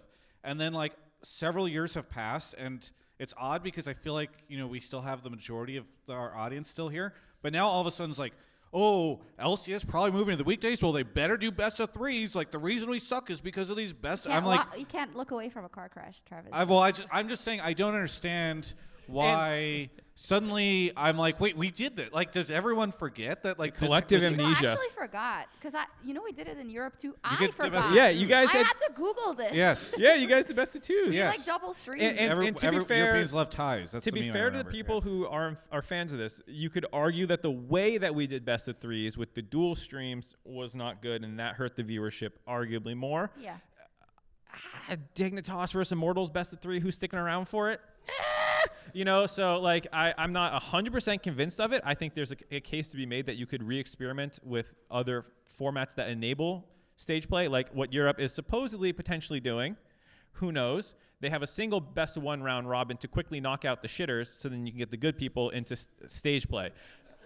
And that sounds good to me, to be honest. Yeah, I mean, hypothetically, I would be worried about, I don't know what people would think, but like I'd feel bad if I was a top 2 team that was developing, if I like for 2 years, because if you're developing rookies, it would take a while, right? And we want to promote that. And if you have a situation in which then 2 of them just buy, but maybe that would incentivize them to get better quicker and change the practice system. Hey, Mark, you may have something here. Good job, Mark. I think the format stuff, you said overstated. I think that's the perfect word. Like people love to hang their hat on the format stuff, and I just don't get it. Now what is it? Which I believe is what you were doing. Somewhat, I think. I apologize. Yeah, no. We've blasted your take, I think, over the course of this. Yes. No, go ahead. Yeah, I agree that it's not the silver bullet to save LEC. It's a 1 step out of 1,000 steps that LEC needs to take. I think LEC should fix 2 things primarily. One, absolutely the training, and I think with Champions Queue, if it comes to LEC, that will massively help the players. Also, hopefully LCS, so they play more. And secondly, the drafts. Oh my God! In the DK, when they kept picking Lucian, Nami over and over again, I was crying, and I was a DK fan. Hopefully they win that. And also in the rogue game, I believe they were playing Lucian, Nami over and over again. It feels like you're smashing your head against a brick wall, hoping for a different reaction. I'm like, please pick something different. Also, like I think it was in group stage when like 3 games in a row the EU team entered like 2 kills into the enemy bot lane, And then another one, and then what was it? The game that Viper had like I don't know how many kills. I was like, what? How? I mean, I wouldn't do any better, obviously, but. Nice caveat. I'm glad you pointed that out. But I might do the same at this point. No, but it's just frustrating. It's just those little things. I do think, okay, for this year, but this is so, it's also really frustrating. It's like there's always like a drama with a team at Worlds, and then that gets cited as, and I get mad as like, oh no, this team, like there's drama with this team or whatever, and we hear it like 4 months later, which has happened a couple of Worlds in a row. And then I'm also like, come on. Also, when Rogue was in that day where they had to just win one game and they won versus GAM, but then they could still get first, after the game they won versus GAM, they were all on Twitter, or after the next one they lost, being really, I don't know, angry, I guess, that they lost, understandably, at themselves. But why is nobody taking their phones away until that day is over? I don't see that happening in an LCK team. That was whack to me. I just think Western players have a lot more agency. Yeah. Anyway, this is a longer conversation. Twitter is the devil. I honestly, I love it whenever some of the players meme. Like Vulcan had his phone after a game, and he. But they were out, I think, no? Yeah, I don't know. Whatever. Anyway, thank you so much. Anything you want to shout out? I want to shout out my two friends, Anush and Pavan, for bringing me here. This is my first time experiencing the podcast. Also for meeting the Queen of Europe. Thank you. Yeah. Emily, Marks, also. All the queens. Thank you so much. Thank you. Very Shared good. queen them. Thank you for making your time on here. Yeah, so thank you so much. Thank you. All Awesome. All right. Because that was our Chipotle hot take of the evening. Yeah, Emily, if you would like to say goodbye. We'll say goodbye to Emily now. Thank you, Emily. Goodbye. Anything you want to shout out? Shout out to I guess Cat for Kobe. Cat for Kobe, actually, yeah. I was gonna say something like really warm and heartfelt about how like I felt so supported by my peers in the community when I got COVID, and people made those Reddit threads and said like, oh, I'm really glad you cared about players. Also, shout out to whoever keeps going into the KT Rollster post-match threads and saying, wow, I bet Emily's super sad about this. You're a real one. Thank you. Yay, Emily. Woo. All right. We have a Cat read. for Kobe update. I have an ad read, is what I have. You have an ad break? An ad read? So we have cat sponsors. read? We have sponsors on the show, and I have a contractual obligation and would like to let the people know about their support of the show. Okay, so Chipotle. That was the Chipotle hot take of the night. Congratulations to our friend for getting Rodrigo. a Chipotle entree. Mark is going to go out and find somebody. While I let you all know, and I want to read this word for word because it's a special thing that's happening right now. Halloween is around the corner, and BOO-rito is back at Chipotle. Visit your local Chipotle from 3 p.m. to close on Halloween this Monday and get a $6 entree when you dress in costume and scan your Rewards member ID. This offer is exclusive to Rewards members, so if you aren't already a member, be sure to sign up online at Chipotle.com or in the Chipotle app. It's free, it's easy, and reward members bank points on every order towards free food, goods, and giving in the Chipotle Rewards Exchange. So thank you so much. I think we also might hit everybody with another code for a burrito in the chat for those who caught that. If not, maybe we can rerun that code right now, Numi, if you're in the chat. But yeah, so thank you so much to Chipotle for sponsoring. It's been truly fantastic to have them as a partner. They've hooked us up with so many entrees to give away. I've had like a bunch of codes I've been handing out to people. I know somebody in the audience got a Chipotle entree for me a couple of weeks ago. But it's been fantastic to have them on as a partner and a sponsor for the show. So thank you so much, Chipotle, for being a sponsor of TGI Worlds Tour. Yeah, thank you, Chipotle. Hello, Sjokz. Well, I just figured out how to pronounce that. I thought it was Chipotle. You didn't know how to pronounce it? No. How were you pronouncing it previously? Chipotle. Chipotle? Yeah, that's You the know, boomer. but- That's the boomer way of saying Wait, it. what was that thing? Remember when I was in LA last? You really laughed at me for pronouncing something incorrectly? I don't remember what it was. Is this Oh, still the God. ad It was read, or is possibly she just offensive. butchering this? No, we're just having a conversation. Okay. I want to talk about Cat for Kobe because I think there's an update, no? Yeah, We've what's the got update? our Is next there, wait, audience is there an member here. update? Welcome to the show. What's your name? Well, my name's Jacob as well. Oh, there's our But- second Jacob of the evening. But I'm going to go with PriNeverStops. Third? Third, Is our yeah. third? Oh my But God. I'm going to go with PriNeverStops because that's like my in-game name. And Awesome, I've been on the show okay. twice before, so What- people might recognize it. Where are you joining us from? What's sorry? Where are you joining us from? Atlanta. So, Michigan. I actually, Michigan. They're right next to each other, right? Really? I woke up last night at yesterday at 3 p.m. I worked a 12-hour shift at the hospital, and then I flew down here. So I'm working on like zero sleep. Oh, round of applause. So excuse this take because it's coming off of some coffee and alcohol in the coffee from the thing over next door. But Okay, fantastic. Me too, brother. Yes. All right. Well, good. It's a good caveat for what we're about to hear, I guess. What is your take? All right, so I kind of have two parts, but just to lead up to it, so I've kind of predicted 2 series in my life. One was walking into FPX versus G2 in the finals in Paris. As I was going to the tournament, I tweeted at both of you, which I'm sure you didn't see because I have no Twitter followers. I remember this tweet. Yeah, Very me well. too, dude. Yeah, how can I forget? This tweet 3 has years ago? Someone Probably tweeted stuck it? ignored with it. me all these years. Anyway, continue. Did you I call tweeted- G2 win? I tweeted FPX 3-0 for sure. But you gotta know, you know how many of those tweets I got from NA Oh, fans?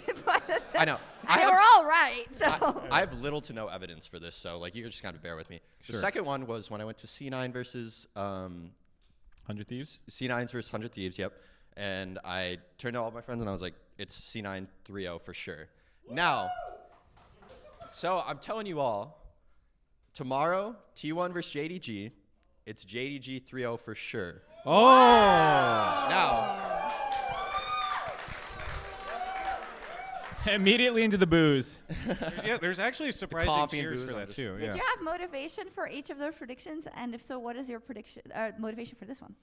so for the other predictions, I mean, man, it's so far away now that like I don't know if I can go through every step by step. But for this one, which I'll go over, I think that people are sleeping on JDG a little bit because, no offense, Rogue was an easy 3-0, and they didn't have to show much. No offense, take. Yeah. And they didn't have to show much, and it was a pretty easy game plan coming into it. Now, people are sleeping on them a little bit because they didn't have to show much, and nobody's excited about the JDG series, right? What I think is that the bot lane will hold pretty steady against T1's bot lane. Given that, you know, Korea's kind of into the range pushing lanes, I think that by now, I'm guessing that GDG has probably scrimmed against some of the Korean teams on the opposite side of the bracket. I'm willing to bet that they have an answer, or if they don't, they have found out how to play into it. So I think that'll be kind of a wash. But on the top side, you have 369 versus Zeus, which is probably the most hype matchup of this entire tournament. But the junglers make a big difference in that 2v2. And I think the Doran of T1, also known as Owner, will be outclassed by Kanavi. Where's this other guy who said the owner was going to carry the whole thing? Oh, did somebody say that? Right. I think it was brought up in like Dive or something, so it's kind of a Reese thing. Oh, those guys. I think the 2v2 topside will go heavily in the favor of GDG, not because 369 Zeus, but I think that jungle matchup will make a big difference. And I think they'll be able to play through that and kind of break open the game because that's how both of these teams kind of like to play is through their top lane. So It makes a lot of sense. Y- I'm not saying it's going to be 3-0, but that makes a lot of sense. Who? You said you're a DRX fan, but what do you think about this one? Who do you think? I mean, as I say, I deal in storylines. That's my Who's current- got the that's what stronger storylines? Faker, but only from like a storyline that I've been most exposed to, and I think that goes again back to the fact that you know, we have this amazing storyline doc which Kelsey prepared. She's for us. You can just check it, and there's so much cool stuff in there. But also just redemption arc for a lot of those players on JDG, etc. I think 369, who's like, I don't know, he's taken on godlike proportions of kind of the way he plays the game and how good he's been playing, etc. I hope it's not a wash just because those are more fun to watch usually, although 3-0s can also be very interesting. I think the crowd in Atlanta really deserves to see 10 games this week, because when will we be coming back here? I don't know, so let's please. You don't think we'll come back here? I love Atlanta. I hope we Wait, come was back this here all the the stop time. that was added after? After Toronto. It was going to be Toronto. Yeah, it was going to be Toronto, and then it's Atlanta now, Yes. which is nice. We forsook our Canadian brethren. Yeah. for warmer spot. Anyway, yes. Travis, what do you think? Should we Between the put two, something on this? Like, does he get a lot of free Chipotle? If You get nothing. yeah. I don't have any way. I'm not going to see him again, so I don't. What do I do? What, he can leave his wow. Well, you in don't have this some day and codes age? to give him? Wish we had the internet. I met you in Berlin, so this is the second time we've seen Okay, each okay. other. Well, here, So there's- if you there will be can a third. somehow get me some sort of proof that it's you, we'll hook you up with a Chipotle entree. I have a picture. Okay, there we go. Ha. But it has to be a 3-0. Okay, anyway. What do you think's going to happen? What do I think is going to happen? I Yeah. think T1's going to steamroll. Wow. Because I think T1 3-0.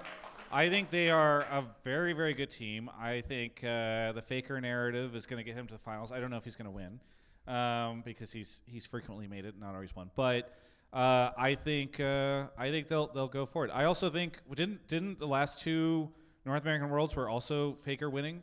Yeah, Yeah. 2013 and 2016. Yes. So I think he'll just complete it, where North America's just I mean, Faker's land. if you look at what is like the most money storyline, it's got to be it. No, almost like Faker versus winning Death again. would be the ultimate Faker final. versus Death would be like such a storyline. Unfortunately, we're going to get JDG versus Genji in finals. Which is also great. I'm with you, actually. buddy.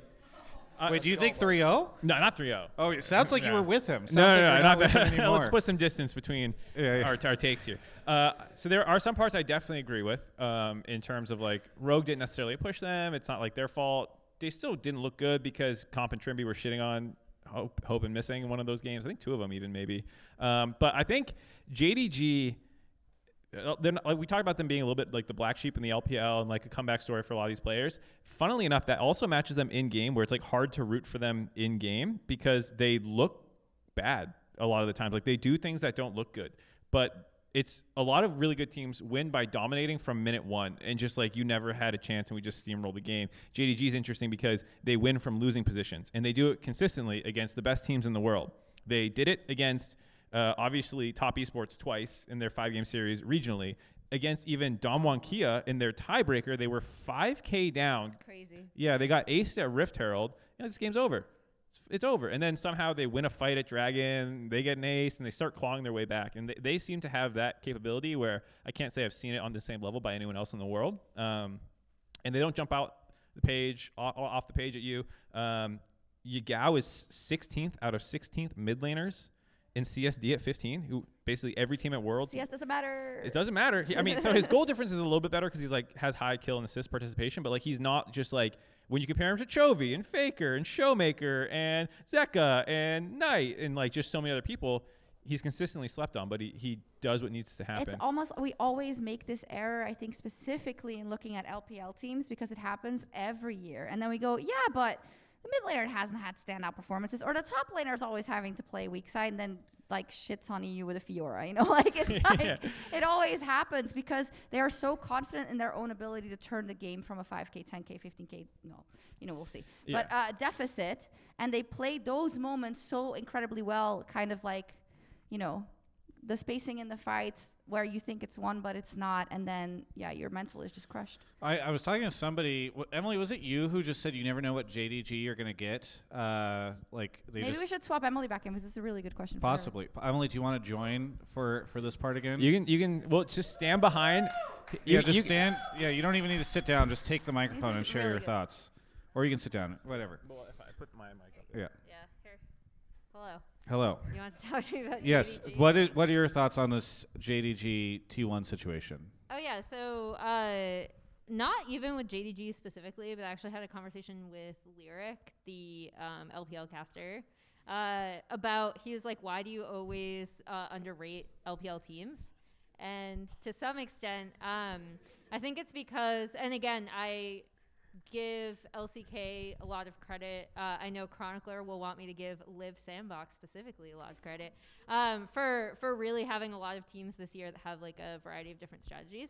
But because you see so many teams in LPL drop games to teams that they quote unquote shouldn't in the standings because they'll have a really good matchup somewhere, or it'll just be based on play style because they have hyper specific play styles. You'll see the worst of JDG, and JDG already don't have a style where they're like smashing you a lot. So I think that is why like a lot of people underestimate them and their cross map ability.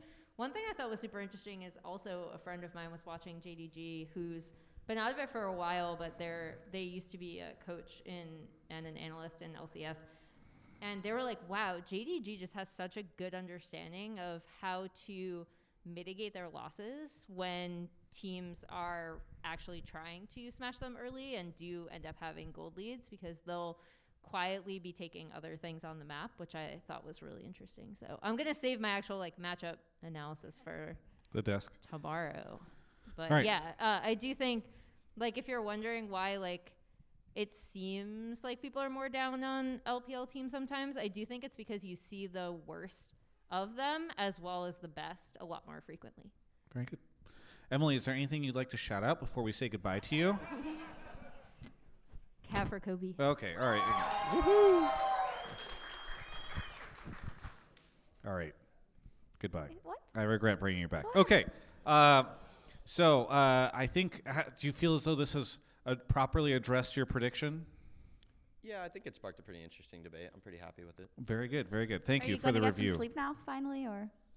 We'll see. I don't know. This caffeine's still running through my veins. That's So. All right.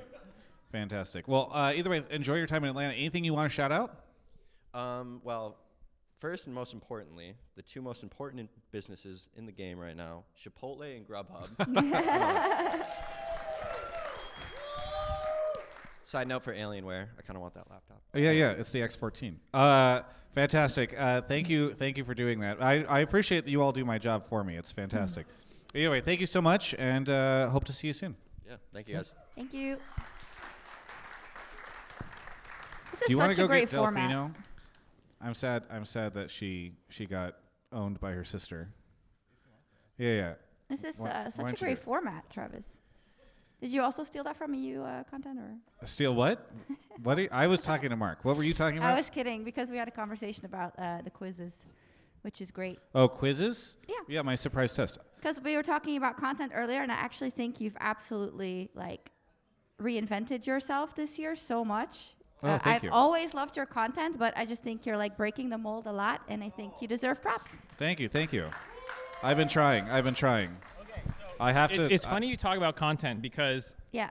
Jay had a take about some Jaelaray. stuff, content related. So I was actually about to go get her before. We'll you we'll redirected grab me. them both. Yeah. Okay. Okay. I think content is an interesting topic right Yes, now. and we're all content Are we creators. the only people that find it interesting? You because we you make it? actually try with content. Most analysts in the scene. We'll talk about it later. Yeah, we'll talk about Yes. it. Hello. You want to share your name with everybody? I'm Delfino. Delfino. Hello. You sound so disappointed in that. Yeah. You're- I'm Delfino or Delphi. You may see me on Twitter making stupid 100 Thieves edits. Very good. Where are you joining us from? I'm from Georgia. I live in a suburb of Atlanta, but I'm in Orlando. I go to UCF for college right now. Wow. They got a big reaction from somebody. Okay. Nice. All right. So, what is your take? My take is that I think we should focus this is NA specifically, but I guess it could also apply to EU, but I think we should focus less on Worlds results and more on making the LCS as entertaining as possible. Okay. Okay. So go ahead and explain. I was going to say, definitely the focusing on Worlds results part, forgetting about focusing on Worlds results, that was definitely kind of baity till I get picked. But I meant short term. You gamed the system. Yeah. So In fact, I meant you short gamed term. it so hard that Mark didn't want to take you because So he thought it was too real. much of a doomer take. Yeah, All right. Sjokz is on. It's LCS specific. Yeah. Well, she was saying it could also be applied to LEC. They did almost as miserably as we did, so we should just both become entertainment And regions. while we're taking pot shots, the LEC viewership has also been trending down. Yeah. For the last 3 or 4 splits, but so Not 3 or 4. They hit a new peak, and then after COVID, now it's been going Yeah, down everyone a little got bit. that 2022 hit and felt real Yeah. good. I mean, think actually 2020 you guys, hit. 2020 summer, and then actually I think your 2021 spring was your highest viewership Which is crazy. ever. Yeah, I it was guess. 300,000 average. All right. Anyway, I don't know them by heart. So You just know them to lecture we you. should. Why do you? Okay. Is it one or the other? Do we have to choose caring about Worlds versus being an entertaining product? I mean, no offense, but we're trying that right now, and it's clearly not working. I mean, not to be that person, but 315 is not something you want to see from your region at Worlds. And if we're doing that while also trying to we're trying to do both, and I think we're getting none of either. I like that a lot. Okay. Oh. You want what? Am I supposed to start it? No, I actually had I was talking to a GM of a team about something similar, about like mixing goals, and we both were kind of lamenting, like, I don't want to be a for fun region. I know that's not what you're advocating, but that's kind of where people naturally take it to the extreme, is like, oh, who gives a shit about competition? Get Delta Fox in here. Woohoo! You know? No, don't clap for Delta Fox. As someone who was a part of that, don't clap for it. Wait, you were a part of Delta Fox? I was their coach.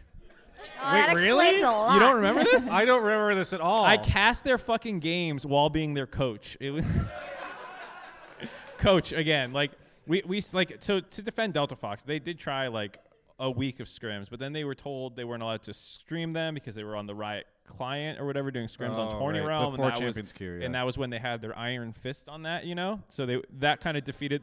Yeah, that kind of like destroyed the whole point of the team, which was like just do it all publicly. So then how did they perform with you as their coach? I didn't do anything. Like the first time. Oh yeah, you're distancing yourself from their results. No, the first you were down to take. We credit were for told it. we couldn't stream scrims. We did it once. I kind of did my job then, and then like no, everyone was like, "Why are we doing this? Let's just go stream." So then we never scrimmed again. So I didn't like it. Anyways, sorry, I'm just getting derailed here. But yeah, we were talking about how like the churn rate, which Travis talks about with like people coming in to try and be competitive for Worlds, you have like this kind of failure at the end of the year, but more or less a successful season by regional standards, full of players that people like, and you're building viewership around your team. Then you nuke it because you went 3-3 and didn't make it out of groups.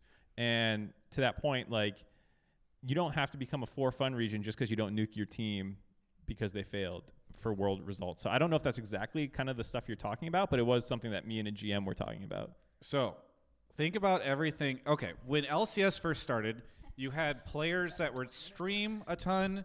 They would do a ton of content. You had teams that had mostly stable rosters year over year. You had teams where like it's kind of like 100 Thieves has done. They're like the standout, right? Where like remember Cloud9 with High and all that stuff, and they had this. Yeah, exactly. And instead, over time, we have seeded sort of all of this to just, you got to scrim all the time. Nobody has time for streaming, supposedly.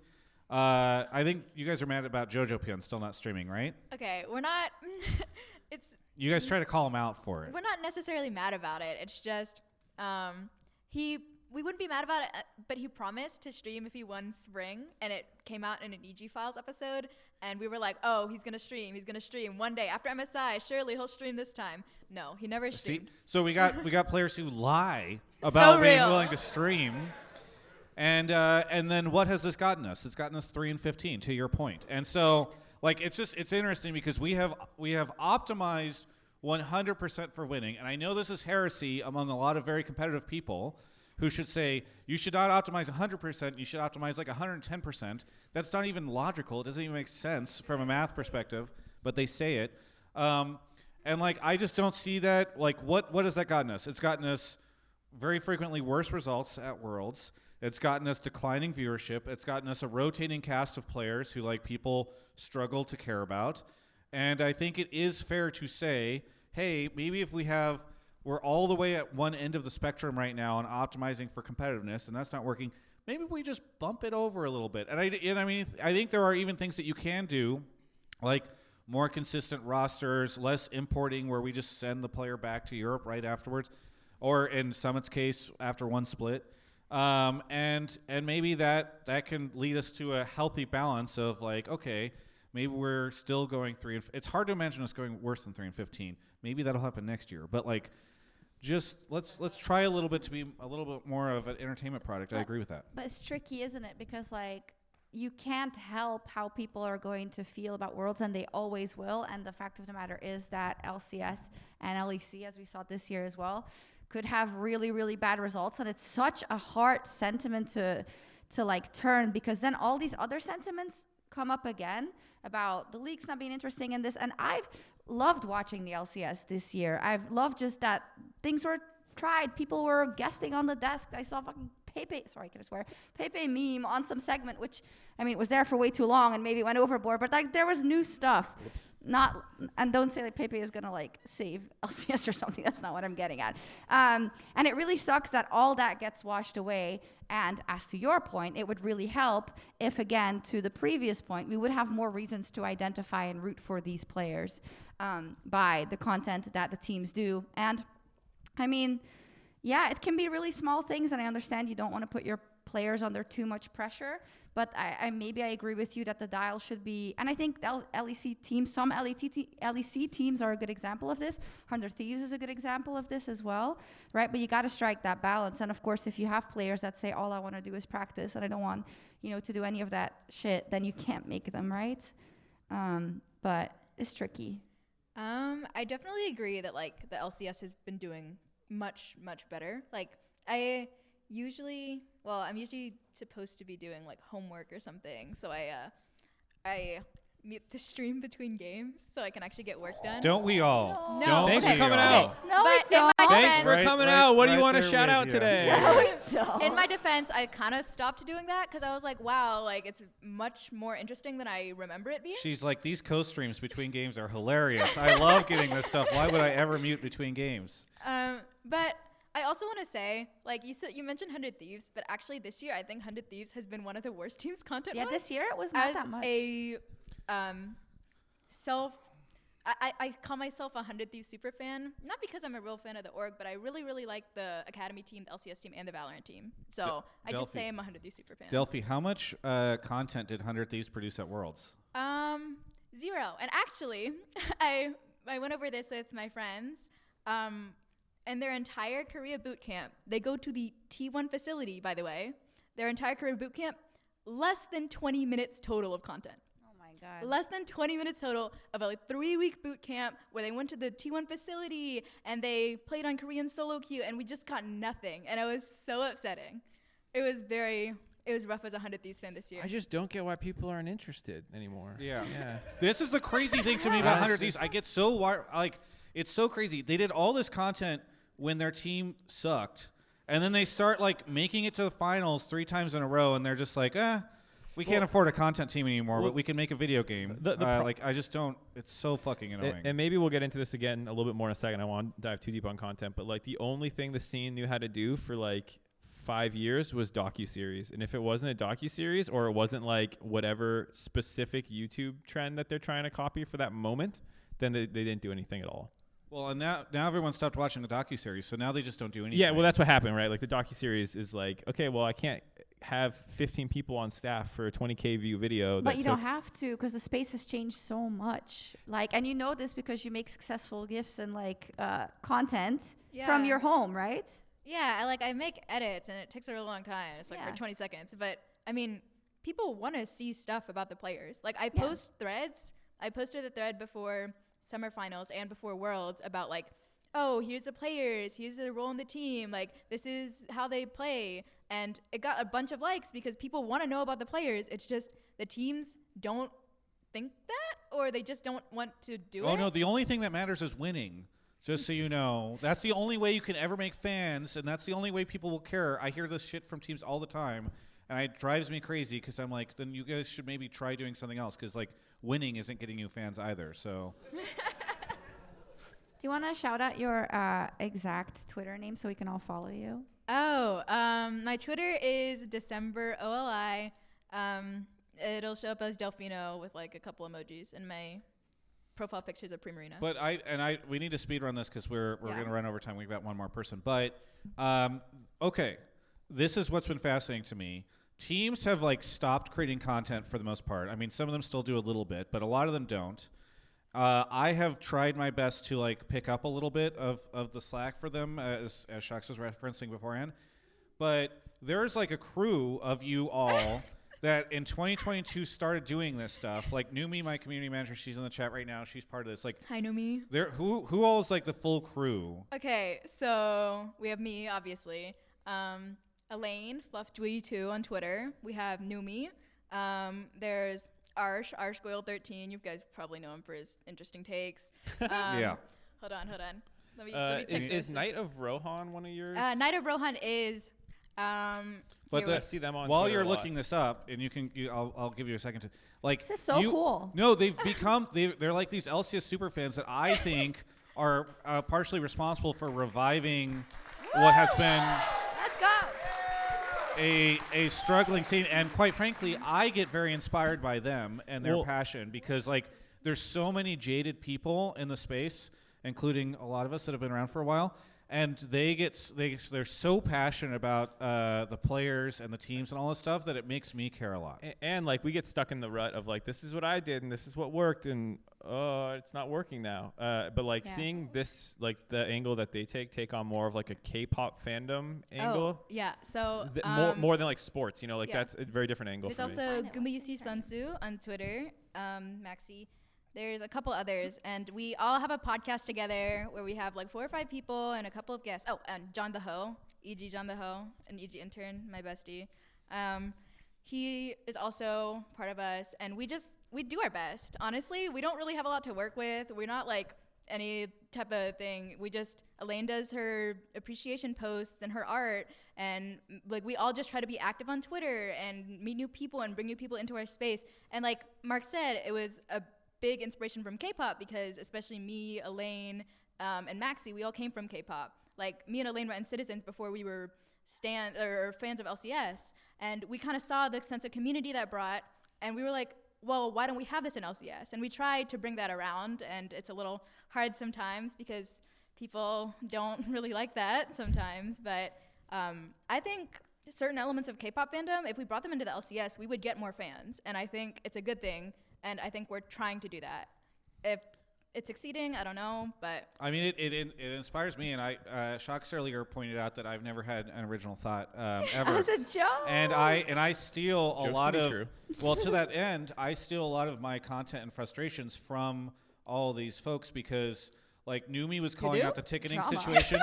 Numi did a really good job of calling out the ticketing situation because she was very familiar, and there were still ticketing issues today that she was talking about for finals. For Hotline League? Right? No, Riot was secretly releasing finals tickets, but not sending like any messaging. like they were locking the verified fan tickets. It was a disaster. There were tickets that were for semifinals that were locked behind verified fan that only became unlocked and was apparently like I don't know. It's for semifinals that was weird. Elaine was talking about the content issues from the teams because I was busy at Worlds. I didn't notice that none of them were putting out stuff.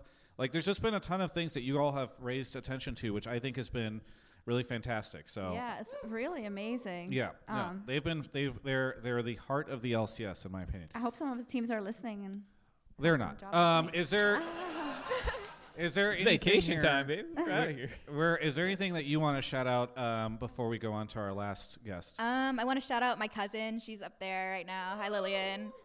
She was like, oh, there's something happening in Atlanta? And then she decided to come, and she listened to my whole 45-slide presentation about League of Legends. And I also want to shout out, like I did last time, 100 Thieves Busio, my favorite. He streams a lot. You should go check it out at Busio LOL on Twitch. He has a whole TikTok that he manages himself, I think. Yes, I do help him with his TikTok, though. Oh, okay. Either way, thank you so much. Of course. This man's holding Thank his you. paws. Yeah, there you go. This is Thank you, awesome. thank You're knocking over a sponsorship. We've just lost Grubhub. This Oh, is thank so you, thank you. great. I hope, there's always so much negativity that you don't see the really cool stuff because I feel like we get really caught up as a community in ourselves when things go badly. And then whenever someone says, oh, but we have next year and the LCS was great, people are like, shut the fuck up. Like, Yeah. It's like, no. No, they're like the Reddit is like anti-Reddit. 26-plus-year-old jaded ass fans, and then there's like Zoomers on Twitter having fun. And Yeah. they're like, stop that. Yeah. You're supposed to be sad. Yes. TikTok and Twitter is where it's at, man. Yeah. Should we get our last audience member? I thought you said you had another person. yeah. You're gonna Yeah, you can come down. Yeah. Well, you can Yeah. come down. Invite. Welcome Come to on the down. show. Welcome Yeah. to The Price is Right. Mark's just like, oh yeah, you can come That's what down. I do to guess. literally Whatever. everyone. I just wait. I'm like, yeah. your turn. Yeah. Very, very good. Yes. We have a TikTok personality joining us. Yay. Hi. Welcome, jaelaray, to Hi. the show. You called me a Zoomer in Chicago like 20 times. Yes, Yeah. yes. Because there's you, there's Drew, there's all Too these many folks. times. That's the next Yeah. generation. That's so cool. I didn't know about that Twitter. That is so neat. I can't wait Oh, to check about that the out. Twitter group? Yeah, they're that's fantastic. Awesome. I So- think it's very true that like those little groups are going to bring the LCS back. I know. It's certainly not us. What? CPR. So join. Let everyone know where you're joining us from. Yeah, I'm from Kansas. Kansas. Yeah. Anybody? There was one silent woo. Thank you. Oh Thank you my so God. much. Yes. The kitty claps. All right. So what would you like to talk about on the Yeah, show? I kind of wanted to rant, not really rant, but I got into League in 2019 from Worlds, and some friends of mine that played League, and I watched Worlds, and it was very intimidating, and it seemed like a very challenging game. So I, downloaded on my little HP laptop and We don't talk about Ooh, HP. Alienware, you mean? oh, so sorry. Yeah. I downloaded on my Alienware laptop. Yes. Thank you. And I started playing League. And I looked at the LCS as a challenge, and I think that uphill battle is very intimidating. Games are long, whatever, but I think like the short form content is what is really gonna kind of snag people to come in and start checking out the LCS and make people interested in it again that aren't necessarily people that are like watching Arcane and coming into my chat and being like, I watched Arcane, should I try League of Legends? And it's like, That's cool. Okay, and, you're saying specifically short form content. Yeah. Because we were just talking about short form. docuseries. Everybody makes all these docuseries. Right. Yes. But do you want to let everybody know how many TikTok followers you have? No. Do it. How many do you have? So I am at like 300,000, Woo! 900 and Yes. something. Oh, So 400,000. I mentioned that only because you are an expert on short form content. Right. I just started out, making dumb. I would take like trending TikTok sounds and make it related to League in some way, somehow. Yes, that's how in everybody some way. started. Yeah, I think. yeah. But I kind of wanted to rant about, as someone who does not religiously follow the LCS or pro play really at all.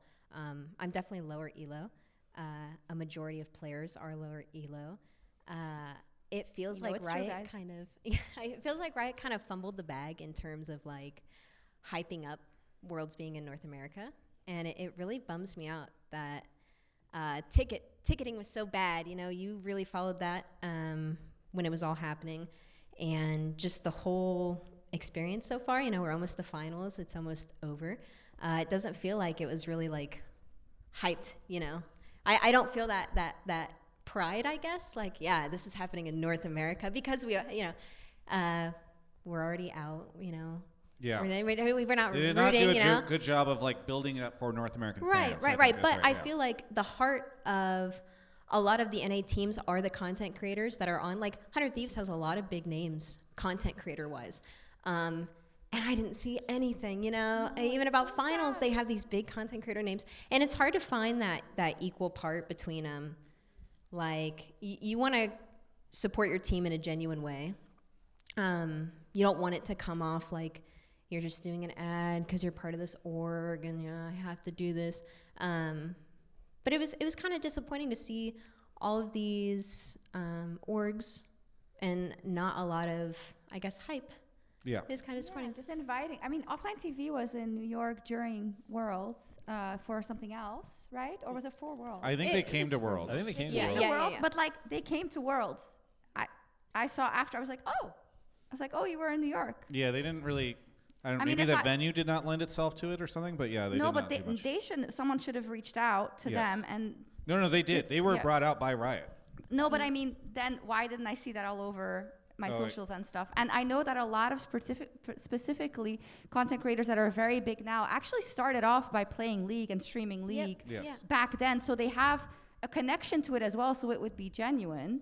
I genuinely think there has not been enough from Riot side, like, and influencers aren't everything, right? But there are some genuine ones who started in League. Yeah. They took away co-streaming from, I'm a League partner as well, and now co-streaming games and stuff is invite only, which I understand why, because we want those views to be on the mainstreams. But I also think the heart of the LCS and the heart of League in this region is going to be the smaller communities. I come from the Midwest where football is everyone's personality for like 6 months of the year. And it's those small communities, those small little get-togethers on a Sunday where you watch football with your community and, we can all relate to this. It feels really good to do that with the smaller communities. And me being low elo, a lot of my audiences as well, which means we're all kind of learning together. And it makes the LCS seem so much less intimidating.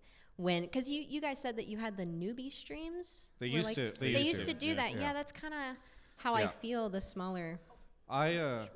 for me personally, with the offline TV stuff, I just blame their creative director, Broden Plett, for not doing enough. Well, I don't necessarily think it's there because like they have not that much to gain from now at this point in their height of their kind of fame to do that. But I think Riot has a lot to gain from getting their endorsement. The balance of power has changed. Like they need.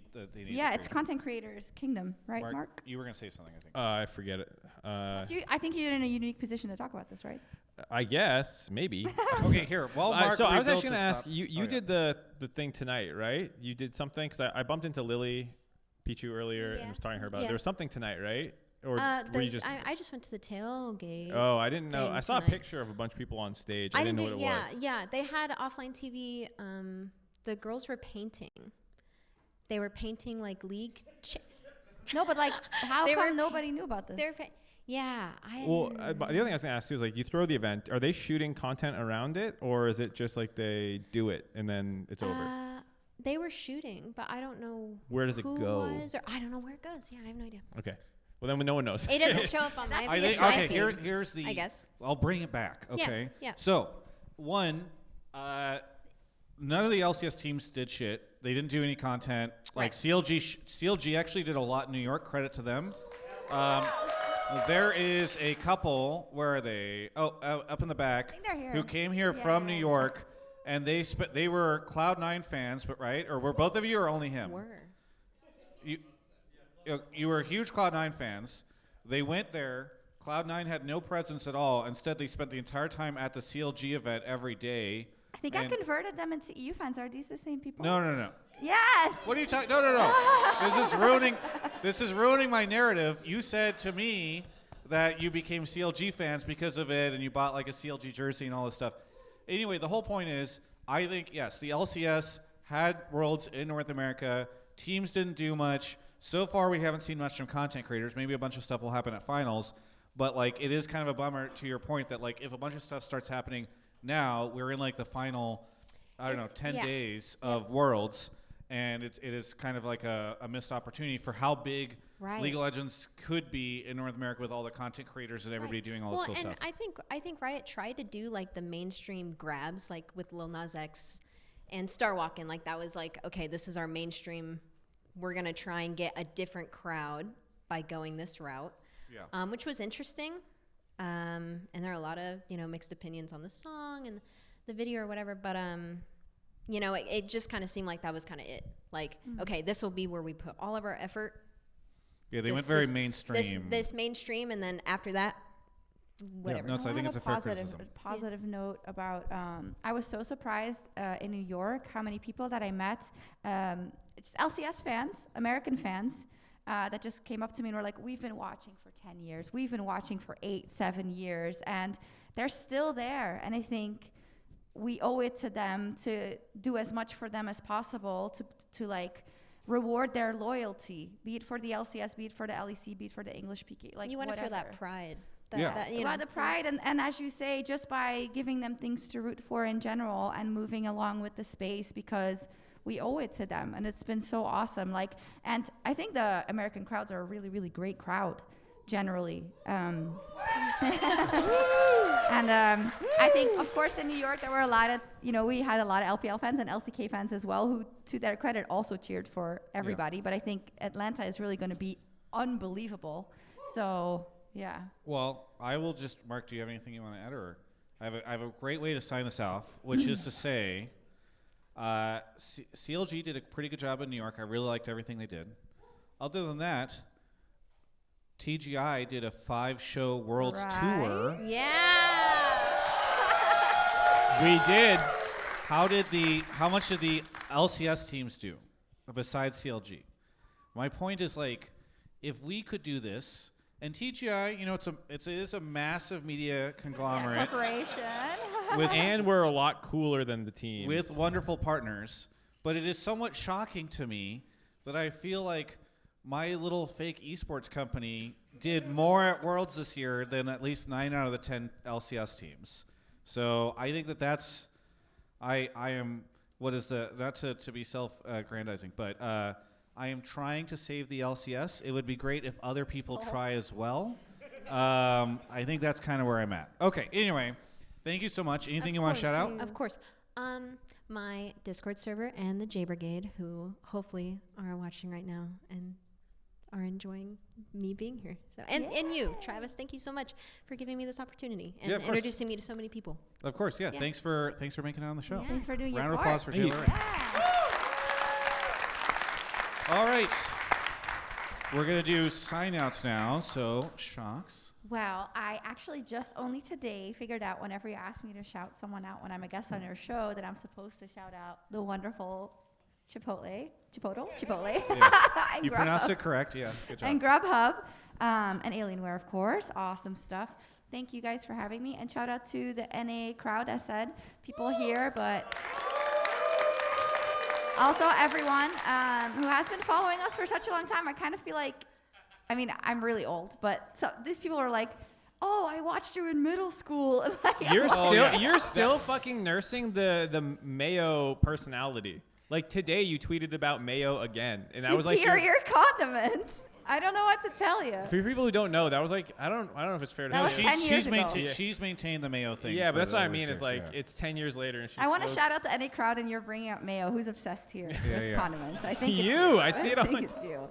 Yes. Yeah. So anyway, that was really warm and like heartwarming. I mean, meeting all those people. I'm so tired. I think Emily and I really need to crash soon. But no, you did. Yeah, it was fantastic having you on the show. Round of applause for Sjokz, everyone. Can we get one more round of applause for Emily as well? All right, Mark, how about you? Mark, where can we find you this weekend? Mark, where will you be this weekend? Follow my Twitter. You might see a tweet soon about Just say it. They all already know. Do they? What's happening? Sjokz implied it. Where do you guys think Mark will be this weekend? Oh, wow. Shit. Yeah, I mean, obviously, Isaac got sick, and since I'm in Atlanta, it's a little bit of a plug and play. Pour one out for Azale. Yeah, pouring out for Azale. Feel bad for him, and I'm hardcore trying to catch up because this was like this morning. Like, hey. Mark is like, Mark, you're gonna do really, really amazing, and I know it's a bit annoying because people are, angry at other things, but you're really amazing at what you do, and I think you crushed it all year, and I think you deserve to be on the desk more regardless. Thank you. But also, we miss Azale, of course. I hope Azale doesn't misunderstand this. It would be better if Azale was here, but yeah. And I just talked about trying to save LCS, but there's only one person who flew an emergency analyst out to Atlanta, got him a hotel room, and made it so that he'd be available last minute. So anyway, no. Okay. So first off, shout out to, of course, Chipotle and Grubhub. We are, if we haven't yet, dropping that last code in the chat for 1,000 entrees that people can grab. So thank you to Chipotle for, there it is. Thank you, Numi, for putting that in there. So congrats to everybody who's going to get one of those 1,000 entrees from Chipotle. Thank you to Chipotle for providing them. Thank you, Grubhub, for sponsoring. Thank you all for coming out. Truly, this is fantastic. I spent 2 years in my apartment doing Worlds by hanging out playing Genshin Impact with Mark at 4 a.m. And those were the days. Waiting for the Zoom portal to open so that I could interview a player for 10 minutes and then watching it closed. And being able to do this tour and having so many people come out has just given me renewed energy that I think I really needed to want to keep putting as much into this as I did back in the day. So thank you all, truly. It's been fantastic. Love you.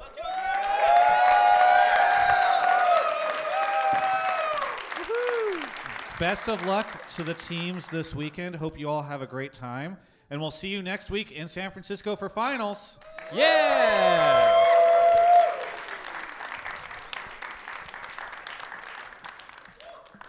Goodbye. Aw. Nice hat. Thank you. Good job, Perry. I'm waiting.